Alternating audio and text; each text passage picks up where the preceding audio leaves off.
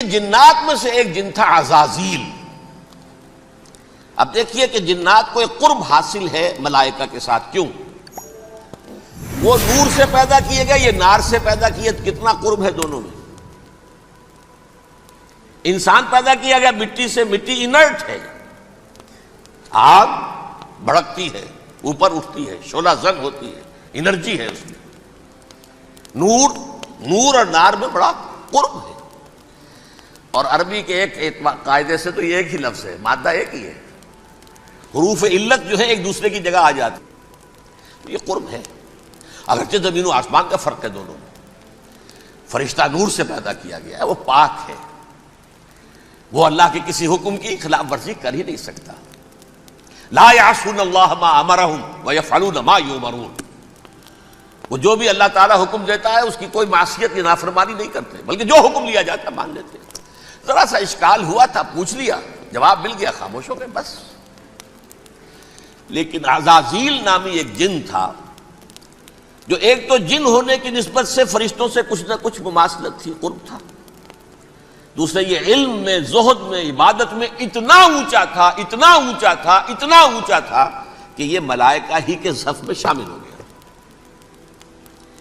اس نے علم بغاوت بلند کر دیا۔ جب حکم دیا گیا کہ سجدہ کرو آدم کو، اب یہ دیکھیے کس قدر یہ اہم مضمون ہے۔ آپ سوچ رہے ہیں یہ باتیں آج پہلی مرتبہ ہمیں اس طرح سنائی جا رہی ہیں، یہ باتیں تو علم میں آتی نہیں ہمارے۔ وجہ کیا ہے؟ آپ کو دلچسپی نہیں ان چیزوں سے۔ جدید تہذیب نے ان چیزوں کی اہمیت کو زیرو کر دیا۔ قرآن میں اہمیت کا کیا عالم ہے؟ 7 جگہ یہ مضمون قرآن میں آیا ہے کہ فرشتوں کو ہم نے حکم دیا سجدہ کرو آدم کو، سب نے سجدہ کیا۔ فسجد الملائکۃ کلھم اجمعون، سارے کے سارے، کل کے کل، سب نے مل کر سجدہ کیا آدم کو۔ اللہ کے حکم کی فوراً تعمیل کر دی، الا ابلیس ابا واستکبر وکان من الکافرین۔ ابلیس نے نہیں کیا، انکار کیا، استکبار کیا، گھمنڈ کیا۔ اور اس کو سورہ کہف میں بیان کر دیا گیا، یہ اس لیے کہ وہ اصل میں جنات میں سے تھا، اگرچہ شامل تو تھا فرشتوں میں اس وقت۔ کانا من الجن ففسق عن امر ربہ، وہ اصل میں جنات میں سے تھا، اس وجہ سے وہ اپنے رب کے اس فیصلے کے خلاف کھڑا ہو گیا، سرکشی تھی اس میں۔ یہ معاملہ اتنا اہم ہے، اب آپ سمجھیے کہ 7 مرتبہ سورہ بقرہ، سورہ اعراف، سورہ حجر، سورہ بنی اسرائیل، سورہ کہف، سورہ طٰہٰ، سورہ صاد، 6 مکی صورتوں میں ذکر ہے یہ، اور ایک مدنی صورت سورہ بقرہ۔ ان میں سے اکثر مقامات پر پھر جب اللہ نے کہا کہ اچھا تم نے یہ سرکشی کی ہے اور ہمارے حکم کی خلاف ورزی کی ہے تو یہاں سے نکل جاؤ، دفع ہو جاؤ، تم مردود ہو، مردود ملعون، ان علیک لعنتی الی یوم الدین، اب تجھ پر لعنت رہے گی میری قیامت کے دن۔ اس نے کہا اچھا پروردگار پھر مجھے ذرا مہلت دے دے، رب فانظرنی الی یوم یبعثون، قیامت تک میری زندگی طویل کر دے۔ فاذهب فانک من المنظرین، کہہ دیا اچھا جاؤ، تمہاری یہ درخواست بھی ہم نے قبول کی۔ انہوں نے کہا پروردگار اب میں اس آدم کو بھی گمراہ کر کے چھوڑوں گا اور آدم کی نسل کو تباہ کر کے چھوڑوں گا۔ انتہائی شدید چیلنج کے انداز میں یہ قرآن مجید میں 4-5 مرتبہ مضمون آیا ہے۔ میں نے صرف 2 جگہ سے آپ کو اس وقت کوٹ کر کے سنایا تھا۔ سورہ اعراف میں اللہ تعالیٰ فرماتے ہیں قالا، اس پر ابلیس نے کہا فبما اغویتنی، تو اے رب جو تو نے مجھے گمراہ کیا ہے، مجھے ذلیل کر دیا، مجھ پر فوقیت دے دی، اس کو انا خیر منہ، میں اس سے بہتر ہوں، خلقتنی من نار وخلقتہ من طین، بنایا تو نے مجھے آگ سے اور اس کو بنایا مٹی سے، پھر مجھ سے مطالبہ کہ میں سجدہ کروں، اور میں نے سجدہ نہیں کیا تو اب تو نے مجھے ملعون قرار دے دیا۔ قال فبما اغویتنی لأقعدن لهم صراطک المستقیم، اب میں یہ نسل آدم کے لیے، اس کو برباد کرنے کے لیے تیری سیدھی راہ کے اوپر گھات میں بیٹھوں گا، سیدھے راستے پر چلنے نہیں دوں گا۔ ثم لآتینہم من بین ایدیہم، پھر میں ان پر حملہ آور ہوں گا، ان کے سامنے سے بھی، ومن خلفہم، ان کے پیچھے سے بھی، وعن ایمانہم ان کے داہنی جانب سے بھی، وعن شمائلہم اور ان کے بائیں جانب سے بھی، ولا تجد اکثرہم شاکرین اور تو دیکھے گا کہ ان کی اکثریت تیری شکر گزار بندوں پر مشتمل نہیں ہوگی۔ یہ چیلنج تھا، اور ایک چھوٹا سا چیلنج جو سورہ صاد میں آیا ہے، اور یہاں تو اس نے اللہ کے جلال کی قسم کھا کر کہا قال فبعزتک لأغوینہم اجمعین، اے رب تیری عزت تیرے جلال کی قسم ہے میں ان سب کو گمراہ کر کے چھوڑوں گا، الا عبادک منہم المخلصین، سوائے ان میں سے وہ کچھ لوگ جنہیں تو خالص اپنا بندہ بنا لے، جنہیں تو اپنا بندہ بنا لے، مخلص، مخلص نہیں، مخلص یہ مفعول ہے، فاعل نہیں ہے، جسے تو بنا لے۔ بعض لوگوں کو اللہ چن لیتا ہے، هو اجتباکم، تمہیں چن لیا ہے، استفاء، اجتباء، وہ بچیں گے جن کو تو اپنی خاص امان میں لے لے گا، باقی میں سب کو گمراہ کر کے چھوڑوں گا۔ یہ ہے اصل دنیا میں نوع انسانی کا ابدی دشمن، ازلی سے ابدی تک۔ اور اس میں نوٹ کیجئے کہ اس کی اصل بنیاد کیا ہوئی؟ دو لفظ، تکبر اور حسد۔ استکبرا، تکبر کیا، انا خیر منہ، میں اس سے بہتر ہوں۔ یہ ساری بس کی گانٹھ یہی ہے، سب سے بڑی گمراہی کی وجہ یہی ہے۔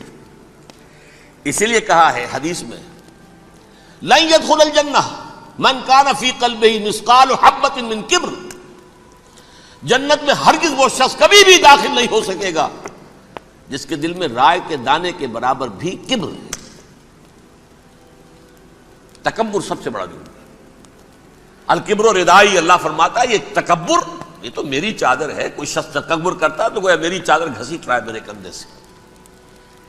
عرب میں کسی شخص کی توہین کرنی ہوتی تھی تو اس کی چادر گھسیٹتے تھے، ننگا کر دیا گویا کہ یہ میری ردائی ہے، الکبر ردائی، یہ میری چادر ہے، یہ جامہ مجھے زیب دیتا ہے، مجھ پر راستہ تھا۔ اور حسد، آدم کو جو برتری عطا ہو گئی اس حسد کی آگ میں وہ جل رہا ہے اور اس کا انتقام لینا چاہتا ہے۔ آدم سے بھی، آدم کو بھی گمراہ کیا، جنت سے نکلوایا، ویسے نکلنا تو انہیں تھا ہی مشیت اذن میں، لیکن فوری طور پر اللہ کے حکم کی خلاف ورزی تو کروائی نا۔ فعصى آدم ربہ فغوى، آدم نے اپنے رب کے حکم کی نافرمانی کی اور گمراہ ہوا عارضی طور پر۔ یہ دوسری بات ہے، توبہ کر لی، اللہ نے توبہ قبول فرما لی، معاف کر دیا۔ کوئی مستقل جو ہے وہ نسل انسانی پر اس گناہ کا اثر متوارث طور پر نہیں آ رہا ہے، ختم ہو چکا معاملہ، ہوا تھا ہو گیا۔ فتلقى آدم من ربہ کلمات فتاب علیہ انہ هو التواب الرحیم۔ اور توبہ کی شان یہ ہے جب وہ قبول ہو جائے اللہ کی جناب میں، کیا تائب من الذنب کمن لا ذنب لہ، گناہ سے توبہ کرنے والا ایسے ہوتا ہے جیسے اس نے کبھی گناہ کیا ہی نہیں تھا۔ لیکن بہرحال وہ گمراہ کرنے میں کامیاب ہو گیا، حضرت آدم اور حوا کو بھی۔ اور نوع انسانی کی عظیم اکثریت، عظیم اکثریت، عظیم اکثریت اس کے داؤ میں آئی ہوئی ہے نہیں۔ کتنے ہیں وہ عباد اللہ المخلصین، الا عبادک منہم المخلصین، کتنے ہیں جو واقعتاً خالصتاً اللہ کے بندے بن گئے ہوں، جنہیں اللہ نے اپنا بنا لیا، اپنا قرار دے دیا۔ اب اس کے ساتھ نوٹ کیجئے، اس ابلیس کے ساتھ ایک فوج بھی ہے جسے قرآن مجید میں کہا گیا ہے یہ اس کی پارٹی ہے، حزب الشیطان، یہ اکیلا نہیں ہے۔ ایک تو وہ عزازیل ہے، اس کی طویل ترین عمر اللہ نے دے دی، وہ تو قیامت تک رہے گا۔ باقی بھی جنات جو ہیں ان کی نسل میں سے، جو اس کی نوع میں سے، اس کی نسل میں سے، جنات کی عمریں انسانوں کی عمروں سے زیادہ ہیں، بہت زیادہ ہیں، لیکن پھر بھی اتنی نہیں ہے۔ یہ خاص ہے اس کا معاملہ کہ اس نے کہا تھا رب انظرنی الی یوم یبعثون، مجھے دے دے مہلت اس وقت تک تاکہ میں ثابت کر کے دکھا دوں کہ جسے تو نے یہ خلافت دیا یہ اس کا اہل نہیں ہے۔ Let me prove this point ولا تجد اکثرہم شاکرین، تو ان کی اکثریت کو شکر گزار نہیں پائے گا۔ وہ ابلیس جو ہے وہ ریکروٹ کرتا ہے اپنے فوجی، اول تو خود جنات میں سے جو اس کے نمبر 1 لشکری ہے۔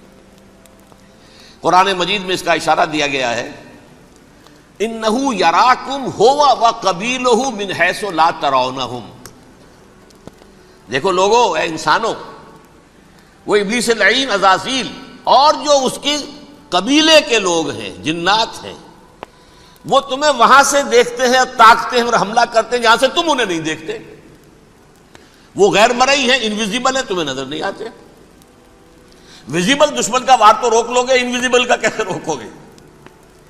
انہو یراکم ہوا وقبیلہ، اکیلا ہی نہیں ہے وہ تو تمہیں تاکتا ہے، تم پر حملہ کرتا ہے، گھات میں لگ کر جو ہے تمہارے اوپر حملہ کرتا ہے، وہ بھی اور اس کے ساتھ اس کے قبیلے کے لوگ جنات بھی، من حیث لا ترونہم، جہاں سے کہ تم انہیں نہیں دیکھتے. لیکن اس کے علاوہ وہ انسانوں میں سے بھی ریکریوٹ، رنگ روٹ وہ برپا کرتا، وہ جو ہے ان کو اپنے پاس رکھتا ہے فوج کے اندر. جس کی سب سے بڑی مثال کیا ہے؟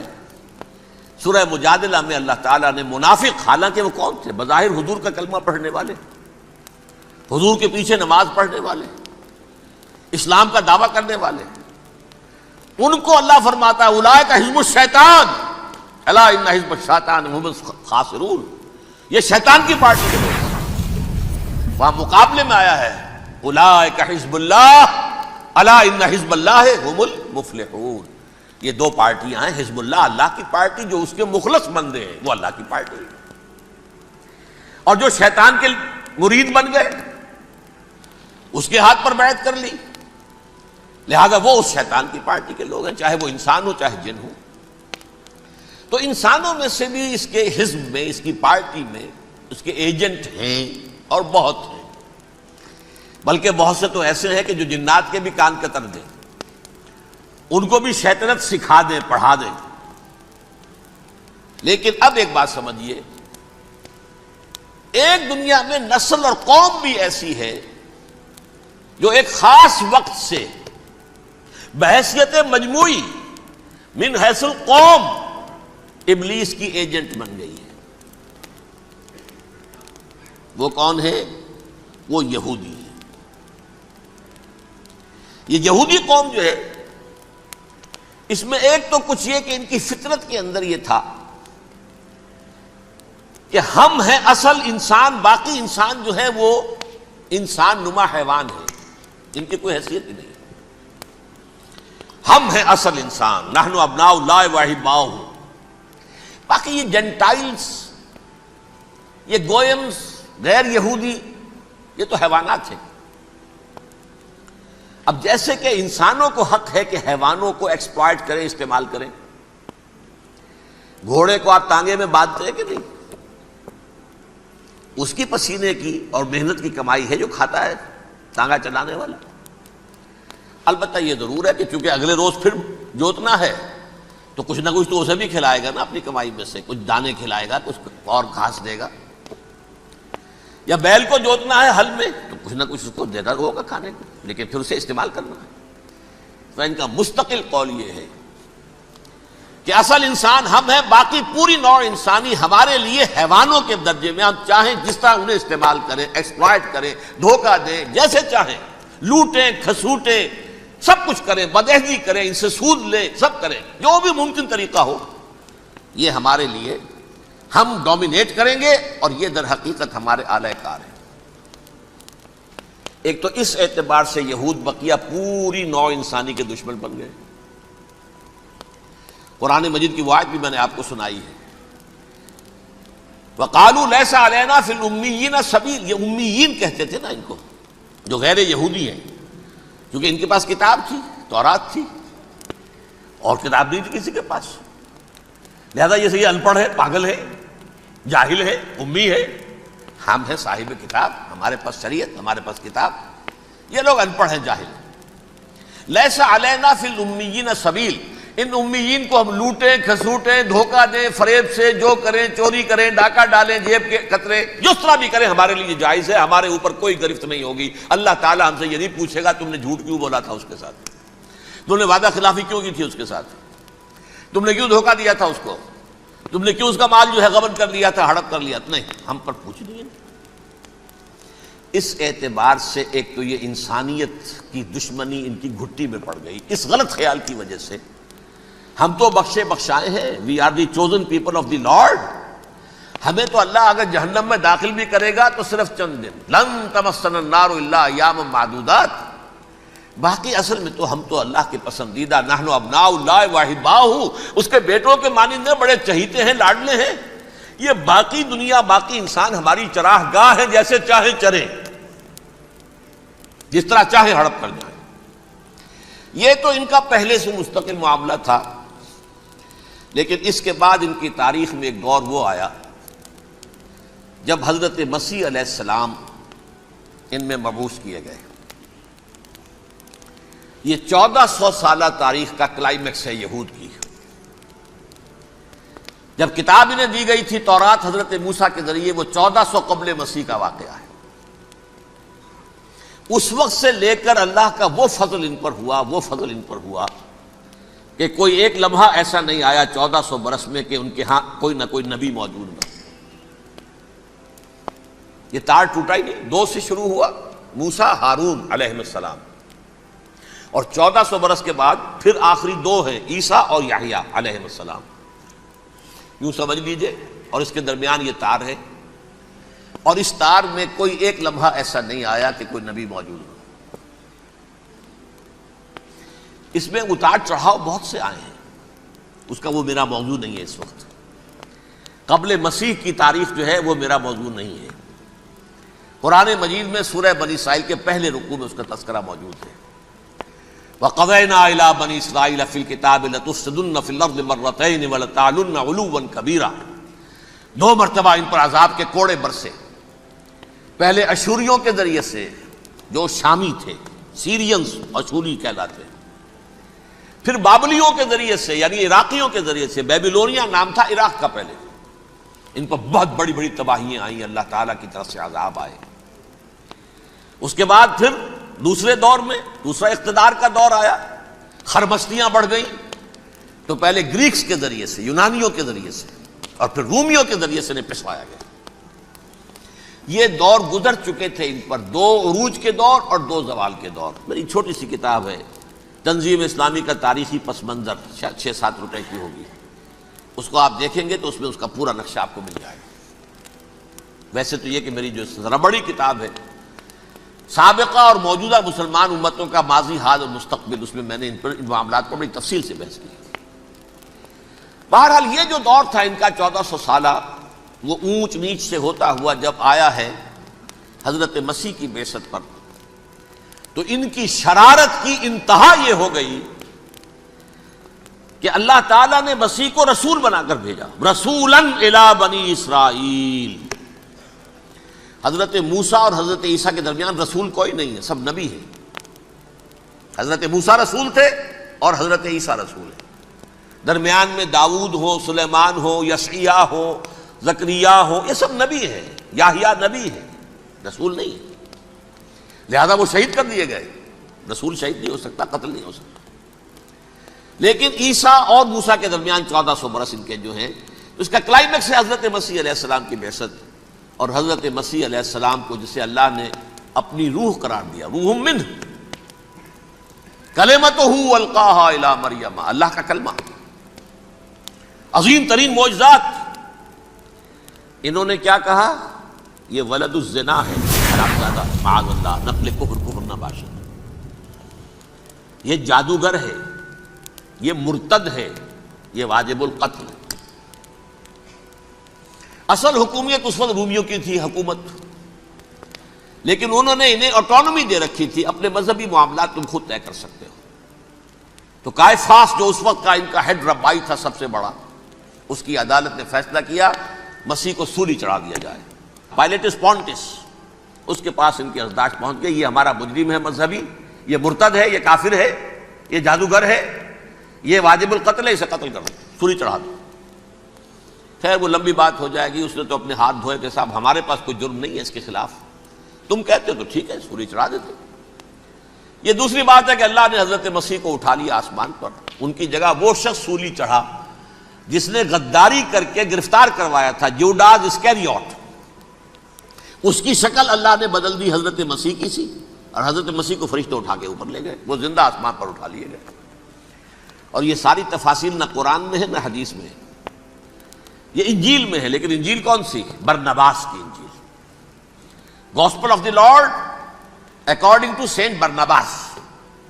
یہ حواریین مسیح میں سے تھے، لیکن عیسائی ان کو تسلیم نہیں کرتے، ان کی بائبل کو صحیح نہیں مانتے، کینونیکل نہیں مانتے۔ 100 انجیلیں تھیں، 104 تھیں، جن میں سے 4 چنی ہیں انہوں نے، یہ متی اور جان اور مرقس مارکس، یہ ہے۔ تو یہ 4 انجیلیں ہیں، انہوں نے تسلیم کیے کہ یہ کینونیکلز ہیں، یہ تو ہیں حقیقی، باقی جو ہیں 100 اس کو وہ تسلیم نہیں کرتے۔ ان میں سے ایک ہے یہ برناباس۔ اس میں یہ تفصیل ہے کہ اللہ تعالیٰ نے اس شخص کی، جیوڈاس کی، جیوڈاس اس کو انگریزی میں کہتے ہیں، اس کی شکل بدل دی حضرت مسیح کی سی۔ وہ گرفتار ہوا، وہ سولی چڑھا۔ وہ غدار تھا، غداری کی سزا اسے ملنی تھی، وہ مل گئی۔ حضرت مسیح کو فرشتے 4 اٹھ رہے ہیں۔ جس کوٹھڑی میں حضرت مسیح مقیم تھے، ایک باغ کے اندر روپوش تھے، اس کی چھت پھٹی ہے، 4 فرشتے آئے ہیں، حضرت مسیح کو اٹھا کر لے گئے ہیں، چھت برابر ہو گئی ہے۔ اس کے بعد وہ شخص پکڑا گیا۔ بہرحال حضرت مسیح کو اللہ نے اٹھا لیا آسمان۔ لیکن وہ دن ہے کہ اس قوم کو اب مغضوب علیہم قرار دے دیا گیا۔ نوٹ کر لیجئے، اصل میں تو ہونا یہ چاہیے تھا کہ رسول کی جان کے در پہ جب کوئی امت ہو جاتی تھی تو اللہ کا قاعدہ یہ تھا کہ اس امت کو نسیہ منسیہ کر دیا تھا۔ حضرت نوح کی قوم کو ختم کیا یا نہیں؟ حضرت ہود کی نگاہوں کے سامنے قوم عاد برباد کی گئی یا نہیں؟ حضرت صالح کی نگاہوں کے سامنے قوم سمود برباد ہوئی؟ یہ اللہ کا قاعدہ رہا۔ سدوم اور عمورہ کی بستیاں حضرت لوط علیہ السلام جہاں بھیجے گئے، مدین کا علاقہ جہاں حضرت شعیب بھیجے گئے، آل فرعون جن کی طرف موسیٰ کو بھیجا گیا، سب ہلاک کر دیے گئے۔ کیونکہ رسولوں کے بارے میں اللہ کا نبیوں کے بارے میں یہ بات نہیں ہے۔ نبی آیا، اس نے دعوت دی، جس نے مان لیا اچھا کیا، اپنے لیے اچھا کیا، نہیں مانا اس کی اپنی جو ہے عاقبت برباد ہو گئی۔ دنیا میں کوئی فیصلہ اس کا نہیں ہوتا، لیکن رسولوں کا معاملہ یہ ہوتا ہے کہ دنیا میں وہ اللہ کی عدالت بن کر آتے ہیں۔ مانو گے تو بچو گے، نہیں مانو گے ہلاک ہو جاؤ۔ تو اس اعتبار سے وہ مستحق تو ہو چکے تھے اس کے کہ انہیں ہلاک کر دیا جائے۔ اب اللہ کی کوئی خصوصی مشیت ہے، اس میں کیا حکمت ہے؟ وہ ہے ایک حکمت، میں بعد میں اگر وقت ہوا تو بتاؤں گا۔ فیصلہ یہ کیا اللہ نے کہ حضرت مسیح کو تو اٹھا لیا زندہ، اور ان کی رسی ابھی مزید دراز کر دی، کہ ان کو ابھی مہلت دے دی کہ تمہیں آخری استیصال، جس کو عذاب اکبر کہتا ہے قرآن، سورہ سجدہ جو حضور ہر جمعے کی پہلی رکعت میں فجر میں پڑھتے تھے، وَلَنُذِيقَنَّهُم مِّنَ الْعَذَابِ الْأَدْنَىٰ دُونَ الْعَذَابِ الْأَكْبَرِ لَعَلَّهُمْ يَرْجِعُونَ۔ چھوٹے چھوٹے عذاب اور ایک بڑا عذاب، جبکہ قوم بالکل برباد، نسیم منسیہ، کأن لم یغنوا فیہا، ایسے ہو جائیں جیسے کوئی تھے ہی نہیں آباد یہاں۔ لا یرا الا مساکنہم، اب ان کے مسکن نظر آتے، مکین نظر نہیں آتے۔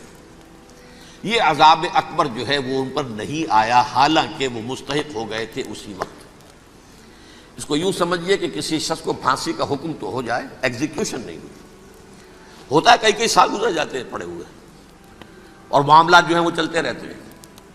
یہ معاملہ ہوا اس کے ساتھ، ورنہ یہ مستحق ہو چکے تھے آخری بربادی تباہی کے، عذاب استیصال، جڑ سے کاٹ دینے والا عذاب۔ وہ آ سکتا تھا ان پر اسی وقت، لیکن اللہ نے ان کی مہلت دراز کی ہے۔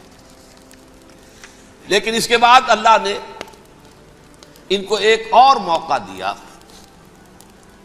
600 برس بعد حضرت مسیح کے محمد الرسول اللہ صلی اللہ علیہ وسلم کی بعثت ہوئی،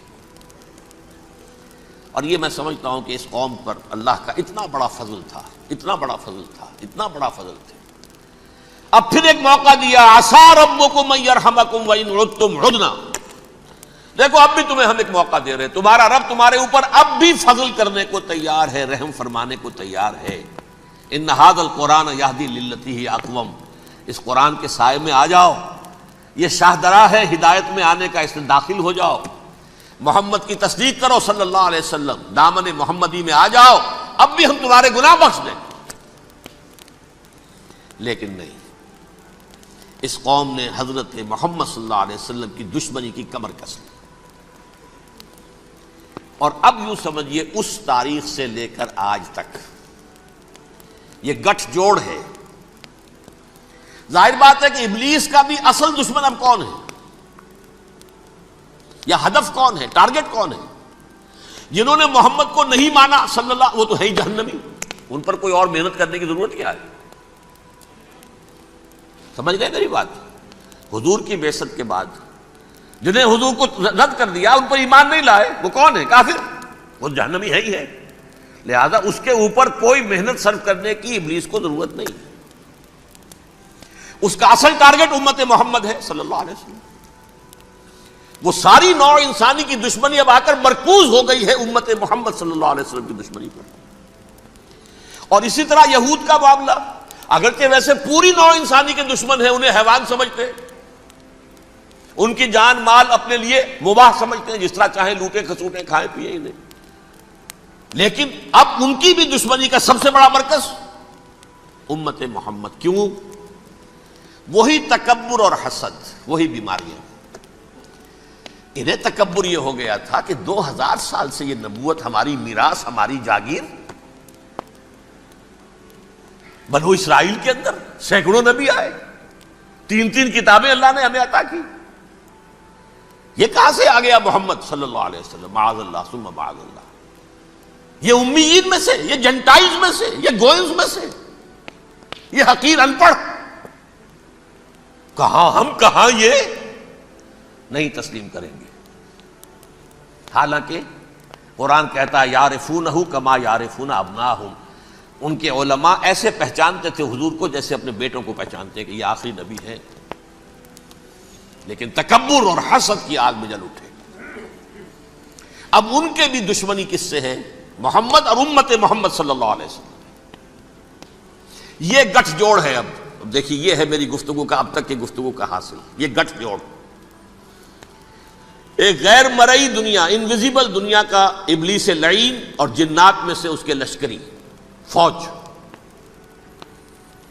انسانوں میں سے ویسے تو اور بھی بہت جگہ اس کے ایجنٹ ہیں، مسلمانوں میں بھی ہے، لیکن بحیثیت قوم، بحیثیت مجموعی، ایک پوری قوم، ایک پوری نسل جو ہے اس کے ساتھ گٹھ جوڑ ہے۔ ان دونوں کی گٹھ جوڑی کے ساتھ یہ دشمن دون ہیں انسانیت کے، پہلا دشمن ابلیس لعین، عزازیل لعین، اور دوسرے دشمن یہود ملعون۔ اب میں آپ کو ذرا اس جو انسانوں میں سے انسان دشمنی کا، جن کا سب سے بڑا رول ہے، میں ان کی 2000 سالہ تاریخ کا آپ کے سامنے نقشہ رکھنا چاہتا ہوں۔ ان 1400 سال کا تو میں نے صرف 4 آپ کو پوائنٹس بتائے۔ موسیٰ سے عیسیٰ تک 1400 برس علیہم الصلاۃ والسلام، 2 مرتبہ عروج، 2 مرتبہ زوال، اشیریوں کے ہاتھوں پٹوائی، بابلیوں کے ہاتھوں پٹانا، گریکس کے ہاتھوں مرمت، رومنز کے ہاتھوں مرمت۔ یہ جو 2000 سال ہیں، کیونکہ اب تو ظاہر بات ہے 21ویں صدی شروع ہو گئی، 20 صدیاں حضرت مسیح کو پوری ہو گئی۔ پہلی بات نوٹ کیجئے، حضرت مسیح کی پیدائش ہے سن 1 قبل مسیح۔ یہ نقطہ آپ نے کبھی سنا ہے یا نہیں؟ جب ملینیم کا سلسلہ شروع ہوا تھا پچھلے سال، تو میں نے بیان کر دیا تھا کہ ایک عجیب حساب کے اندر انہوں نے غلطی کی ہوئی ہے۔ حضرت مسیح کی پیدائش ہوئی 25 دسمبر کو، سن انہوں نے شروع کر دیا، اس کے بعد جنوری آئی تو پہلا سال شروع ہو گیا۔ اگر جنوری سے پہلا سال شروع ہوا تو یہ 6 دن جو ہے تو اس کے پچھلے سال میں تھے، لہذا کہا جائے گا کہ Jesus Christ was born 1 year before Christ, BC۔ تو 1 قبل مسیح میں حضرت مسیح کی پیدائش ہوئی۔ یہ آخری اسرائیلی نبی اور رسول۔ یہودی علماء کی مخالفت، دشمنی، سولی پر چڑھوا دینا میں بیان کر چکا ہوں۔ سن 33 عیسوی میں جبکہ حضرت مسیح کی عمر 33 برس تھی، اللہ تعالیٰ نے انہیں زندہ آسمان پر اٹھا لیا، لیکن یہودیوں نے اپنے خیال کے مطابق انہیں سولی پر چڑھوا دیا، ان کی موت واقع ہو گئی۔ اگرچہ اس کے بعد یہ اختلاف ہے ان میں، یہودی کہتے ہیں وہ سولی پر چڑھ گیا، ختم ہوا، مر گیا، عیسائی کہتے ہیں نہیں، انتقال ہوا ہے مسیح کا صلیب پر، لیکن پھر وہ دوبارہ زندہ ہو گئے ہیں۔ ان کی لاش ایک غار میں رکھ دی گئی تھی، وہاں ریزریکشن ہو گیا، ان کا وہاں سے بعد الموت وہیں ہو گیا، اور پھر انہیں اللہ نے زندہ آسمان پر اٹھا لیا۔ تو ہمارے اور عیسائیوں کے درمیان نوٹ کر لیجئے، یہ چیز مشترک ہے کہ حضرت مسیح آسمان پر زندہ اٹھائے گئے. فرق کیا ہے؟ وہ سمجھتے ہیں کہ سولی دیے گئے، سولی پر مرے، پھر زندہ ہوئے، پھر گئے. ہم سمجھتے ہیں کہ نہیں، وما صلبوہ وما قتلوہ، انہوں نے نہ صلیب دے سکے انہیں اور نہ انہیں قتل کر سکے، بل رفع اللہ الیہ، اللہ نے اٹھا لیا. پھر ہمارا اور یہ اس کا عیسائیوں کا ایک اور اتفاق ہے، سیکنڈ کمنگ آف جیسس، حضرت مسیح دوبارہ آئیں گے. یہ عیسائیوں کا بھی عقیدہ ہے اور ہمارا بھی. بہرحال تو جیسا کہ میں نے عرض کیا کہ اس وقت یہ عذاب استیصال، عذاب اکبر کے مستحق ہو چکے تھے، لیکن اللہ نے ان کی مدت دراز کی ہے. لیکن ان پر دنیاوی عذاب کا ایک کوڑا جو ہے اللہ تعالیٰ کی طرف سے اسی وقت برسا. دنیاوی عذاب دنیا میں رہتے ہوئے ختم نہیں کیا گیا. 37 برس بعد حضرت مسیح کے رفع سماوی کے 37 برس بعد سن 70 میں یہودیوں نے بغاوت کی رومیوں کے خلاف. رومی ٹائٹس جنرل تھا ایک، اس نے پھر جو حملہ کیا ہے، 1,33,000 یہودی ایک دن میں قتل کیا یروشلم میں، اور ہیکل سلیمانی گرا دیا. وہ ہیکل پہلے بھی گرا تھا، پہلے 1400 سال کے دوران میں بھی نبوکدنضر نے گرایا تھا، لیکن پھر اس کے 150 سال بعد انہوں نے دوبارہ بنا لیا تھا، اس لیے وہ اسے سیکنڈ ٹیمپل کہتے ہیں. پہلا ٹیمپل جو حضرت سلیمان نے بنایا تھا، نبوکدنضر نے گرا دیا 587 قبل مسیح میں، پھر دوبارہ انہوں نے 150 سال کے بعد بنا لیا. وہ اس تاریخ کا حصہ ہے، میں نے جس کے بارے میں آپ کو تفصیل نہیں بتائی. اس میں یہ ہوا سن 70 میں وہ گرا دیا گیا، وہ آج تک گرا پڑا ہوا ہے. نمبر 2 یہ کہہ دیا گیا کہ یہودیوں اس ارض فلسطین سے نکل جاؤ، تم یہاں نہیں رہ سکتے اب. لہذا جس کا جہاں سینگ سمایا چلا گیا. یورپ میں چلے گئے، ایشیا میں آ گئے، عرب میں آ گئے. یہ 3 قبیلے جو رات بھی میں نے عرض کیا تھا، بنو قینقاع، بنو نذیر اور بنو قریظہ، یہ وہاں سے آ کے مدینے میں آباد ہو گئے. جس کا جہاں سینگ سمایا، افریقہ میں، ہندوستان میں، جہاں چلے گئے. ڈایاسپورا اسے کہتے ہیں، وہ آپ نوٹ کر دیجیے اس لفظ کو، ڈایاسپورا.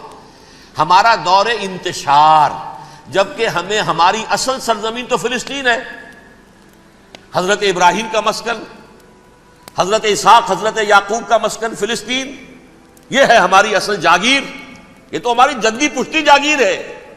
لیکن یہاں سے نکال دیے گئے سن 70 عیسوی میں، اور وہاں سے لے کے 1917 تک ان کا ڈایاسپورا جاری رہا. یہ دور انتشار ہے.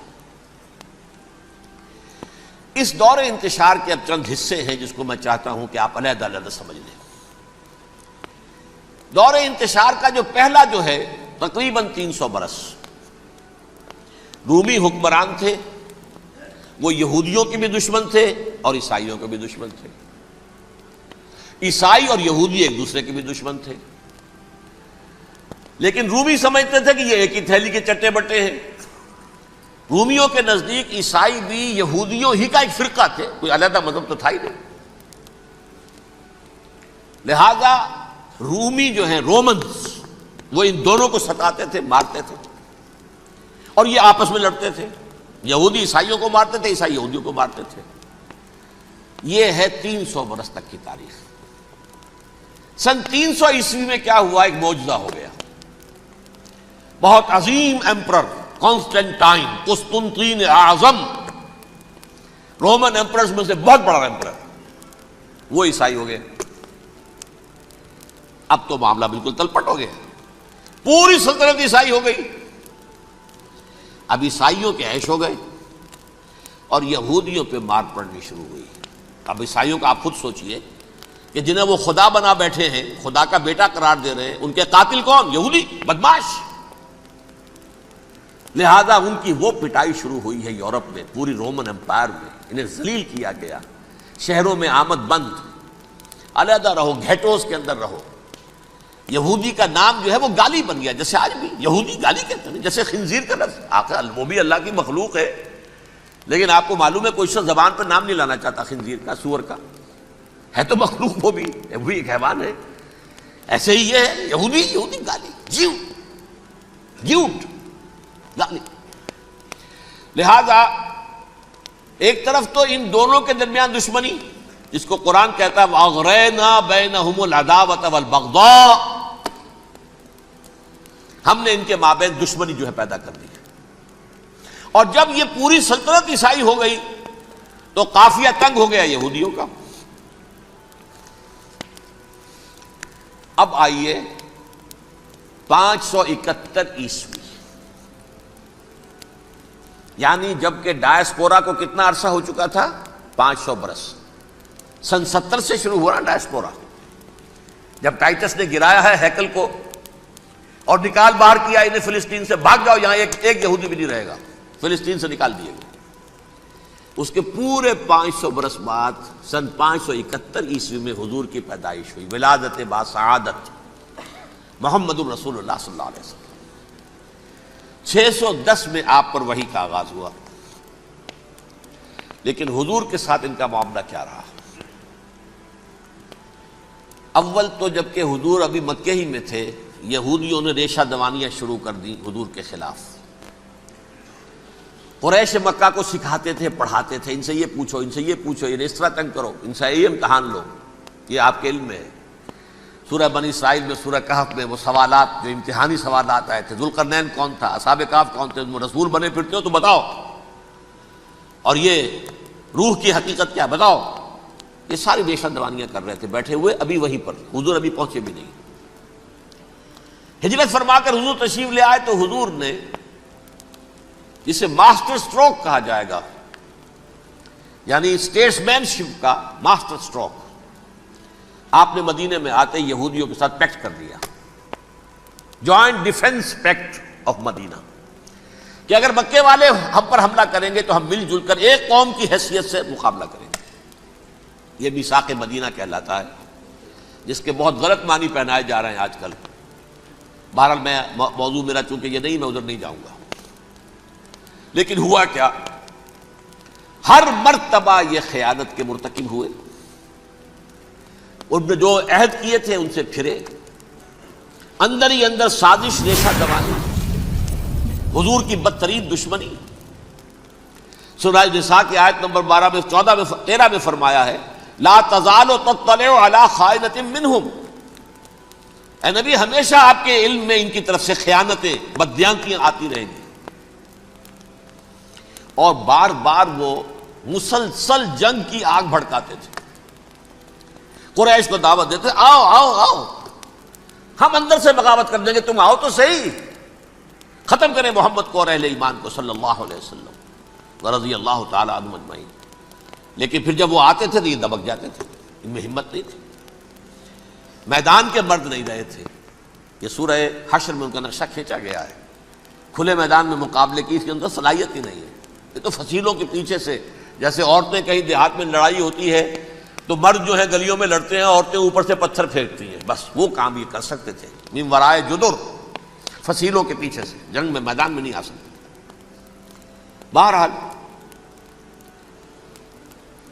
قرآن مجید میں ہے یہ سورہ مائدہ کی آیت نمبر 64، کلما اوقدوا نارا للحرب اطفاها اللہ، اکثر و بیشتر مواقع پر تو یہ جب آگ بھڑکاتے تھے جنگ کی، اللہ اسے بجھا دیتا تھا۔ لیکن بہرحال اس کے باوجود جنگیں ہوئی، غزوہ بدر، غزوہ احد ہوئی کہ نہیں، یہ ساری اس اصل شرارت میں، اور اس کے نتیجے میں حضور نے پھر ایک ایک کر کے 3 قبیلوں کو سزا دی۔ غزوہ بدر کے فوراً بعد بنو قینقاع نکالے گئے مدینے سے، غزوہ احد کے فوراً بعد بنو نذیر نکالے گئے، اور غزوہ احزاب کے بعد بنو قریظہ نکال دیے گئے۔ یہ تو میں نے آپ کے سامنے رکھ دیا صرف حضور کے زمانے میں ان کا کیا رویہ رہا، دشمن۔ رات بھی ہم نے وہ آیت پڑھی تھی لَتَجِدَنَّ أَشَدَّ النَّاسِ عَدَاوَةً لِلَّذِينَ آمَنُوا الْيَهُودُ وَالَّذِينَ أَشْرَكُوا، اہل ایمان کی دشمنی میں شدید ترین تم پاؤ گے یہودیوں کو اور مشرکین کو، مشرکین بھی بعد میں ہے، پہلے یہودی۔ حضور کے بعد کیا ہوا اب یہ نوٹ کیجئے، یہ ان کی تاریخ کا دوسرا دور۔ حضرت عمر رضی اللہ تعالیٰ عنہ قائد خلافت ہے، بیت المقدس کا محاصرہ کیا گیا، فصیل بڑی اونچی، شہر اندر سے سیلف سفیشینٹ، حملے کا راستہ کوئی نہیں، محاصرہ طول کھینچ رہا ہے لیکن ان کے پاس رسد بھی موجود ہے، پانی بھی موجود ہے، وہ دروازے بند کر کے بیٹھے ہوئے ہیں۔ بالآخر اللہ تعالیٰ کی مشیت کا ظہور کیسے ہوا؟ ان کے کچھ علماء آئے فصیل پر، کہا دیکھو مسلمانوں، تم قیامت تک بھی یہاں پڑے رہو گے محاصرہ کر کے ہمارا، یہ شہر فتح نہیں ہوگا۔ ہاں ایک درویش بادشاہ کے ہاتھوں یہ شہر فتح ہونا ہے، لیکن تمہارے اندر ہمیں وہ نظر نہیں آ رہا۔ ابو عبیدہ بن الجراح رضی اللہ تعالی عنہ امین هذه الامہ، ان کا فوراً ذہن گیا وہ درویش بادشاہ مدینے میں بیٹھا ہوا ہے عمر رضی اللہ تعالی۔ اب ایک اور عمر بھی ہے جو قندھار میں بیٹھا ہے، نقشہ وہی ہے، سادگی کی حد تک نقشہ وہی ہے، بالکل وہی، اپنی آنکھوں سے دیکھا ہے وہی سادگی۔ عمر اول عمر ثانی تھے عمر بن عبد العزیز۔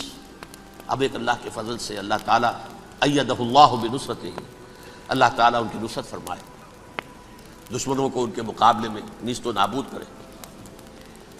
انہوں نے ریکویسٹ بھیج دی کہ حضور تشریف لائیے، یہ شہر فتح ہو جائے گا۔ وہ ہے سفر تاریخی، اتنا طویل سفر، تقریباً 700 میل، ایک اونٹ، ایک خادم، ایک منزل پہ امیر المومنین اوپر بیٹھے، خادم آگے چل رہا ہے، اگلی منزل پہ خادم اوپر بیٹھا ہے، امیر المومنین آگے جا رہے ہیں۔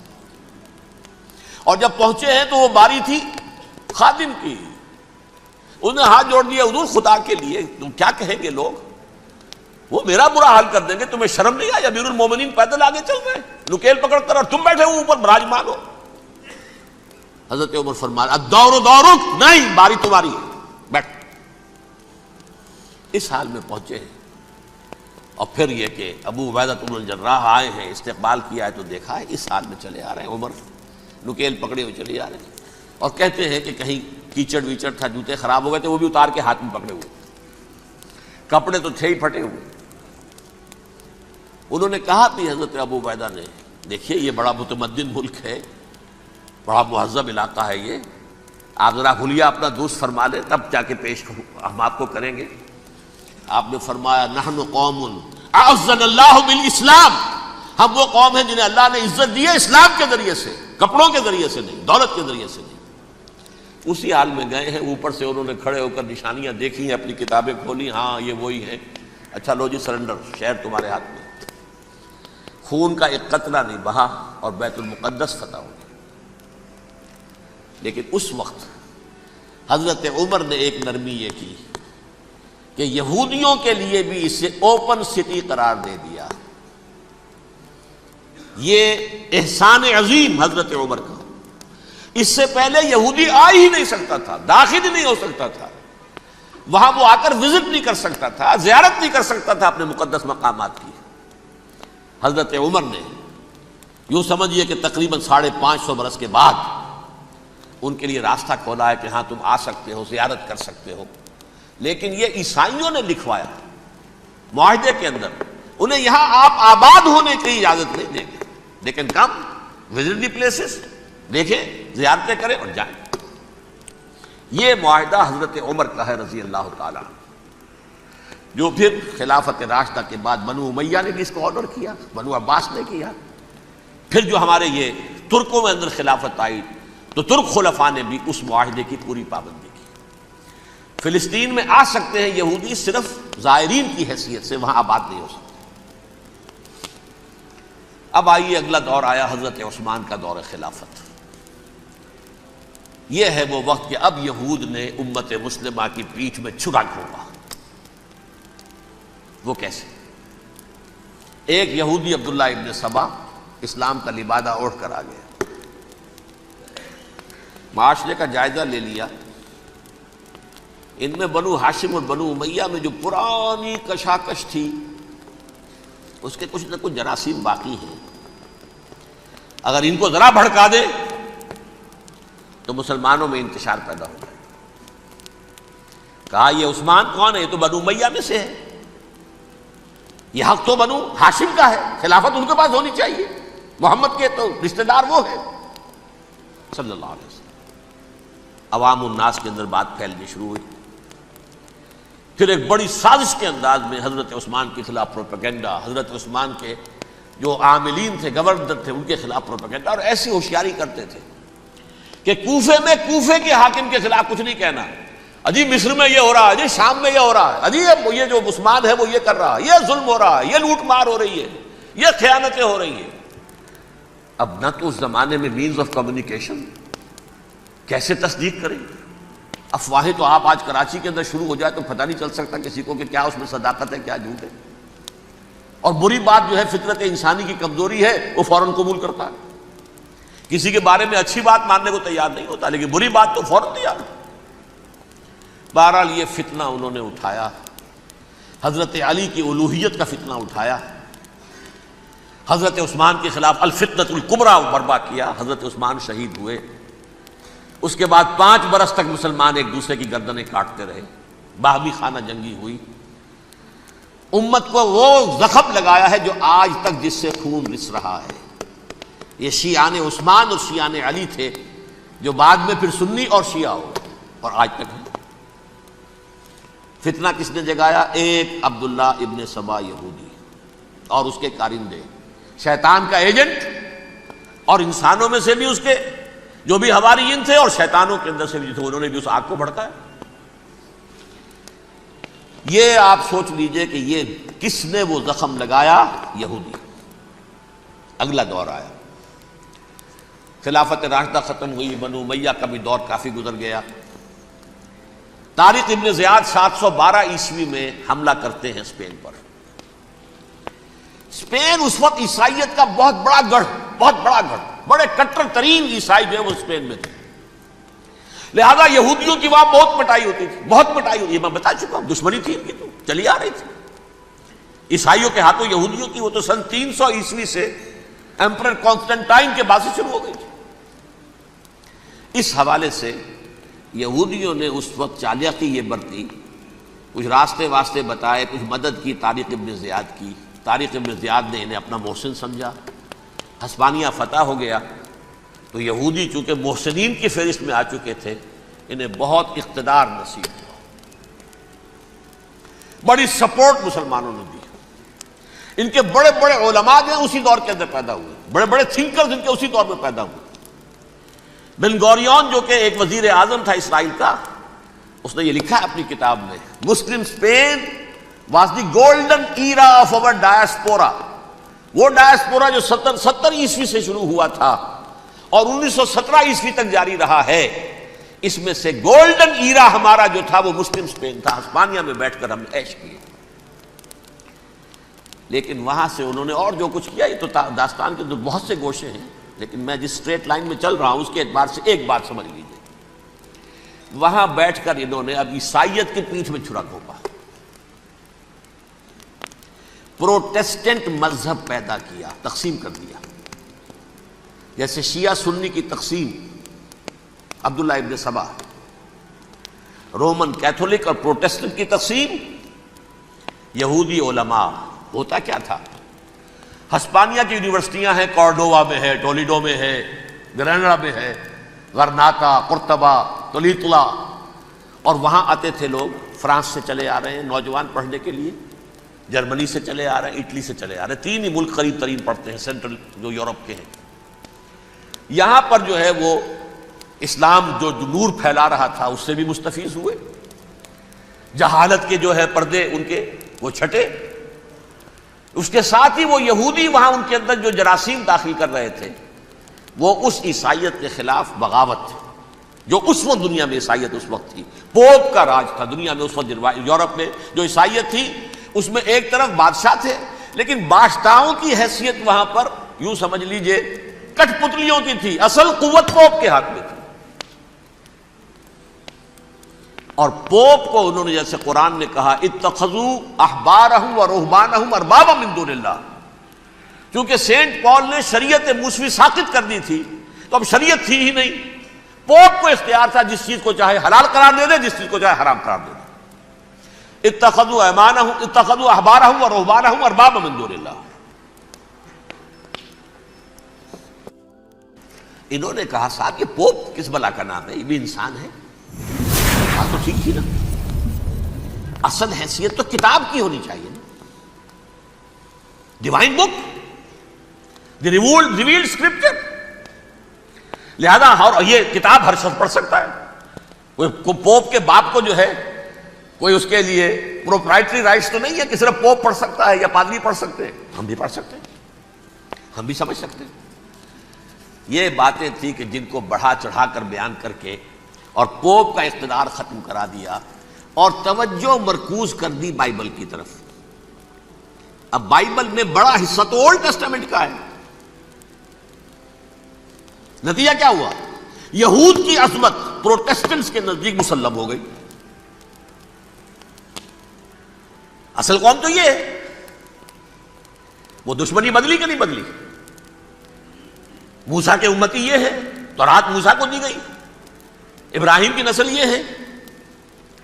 لہذا وہ جو دشمنی تھی, جو عداوت تھی کہ ہمارے خدا کو سوری چڑھانے والے ہیں یہ بدماش, اس کا ازالہ ہوا اس پروٹیسٹنٹ مذہب کے نتیجے میں. یہ میں اب آپ کو بتاتا ہوں کہ ایک نتیجہ وہ نکلا ہے جسے برٹرنڈ رسل نے بیان کیا ہے. اس کی کتاب ہے ان پریز آف آئیڈلنس, صفحہ 108. وہ لکھتا ہے the Christians retaining the Judaic belief in special revelation added to it the Roman desire for world wide domination and the Greek taste for metaphysical subtleties. The combination produced the most fiercely persecuting religion that the world has yet known. یہ تین چیزیں آ کر عیسائیت میں مل گئی. ایک تو جب یہ اولڈ ٹیسٹمنٹ جو ہے وہ ان کے ہاتھ میں آ گئی, اور اس کے میں کچھ آپ کو بتا دیتا ہوں کہ اولڈ ٹیسٹمنٹ کی تعلیمات, کیونکہ یہ اولڈ ٹیسٹمنٹ جو ہے یہ محرف تھی.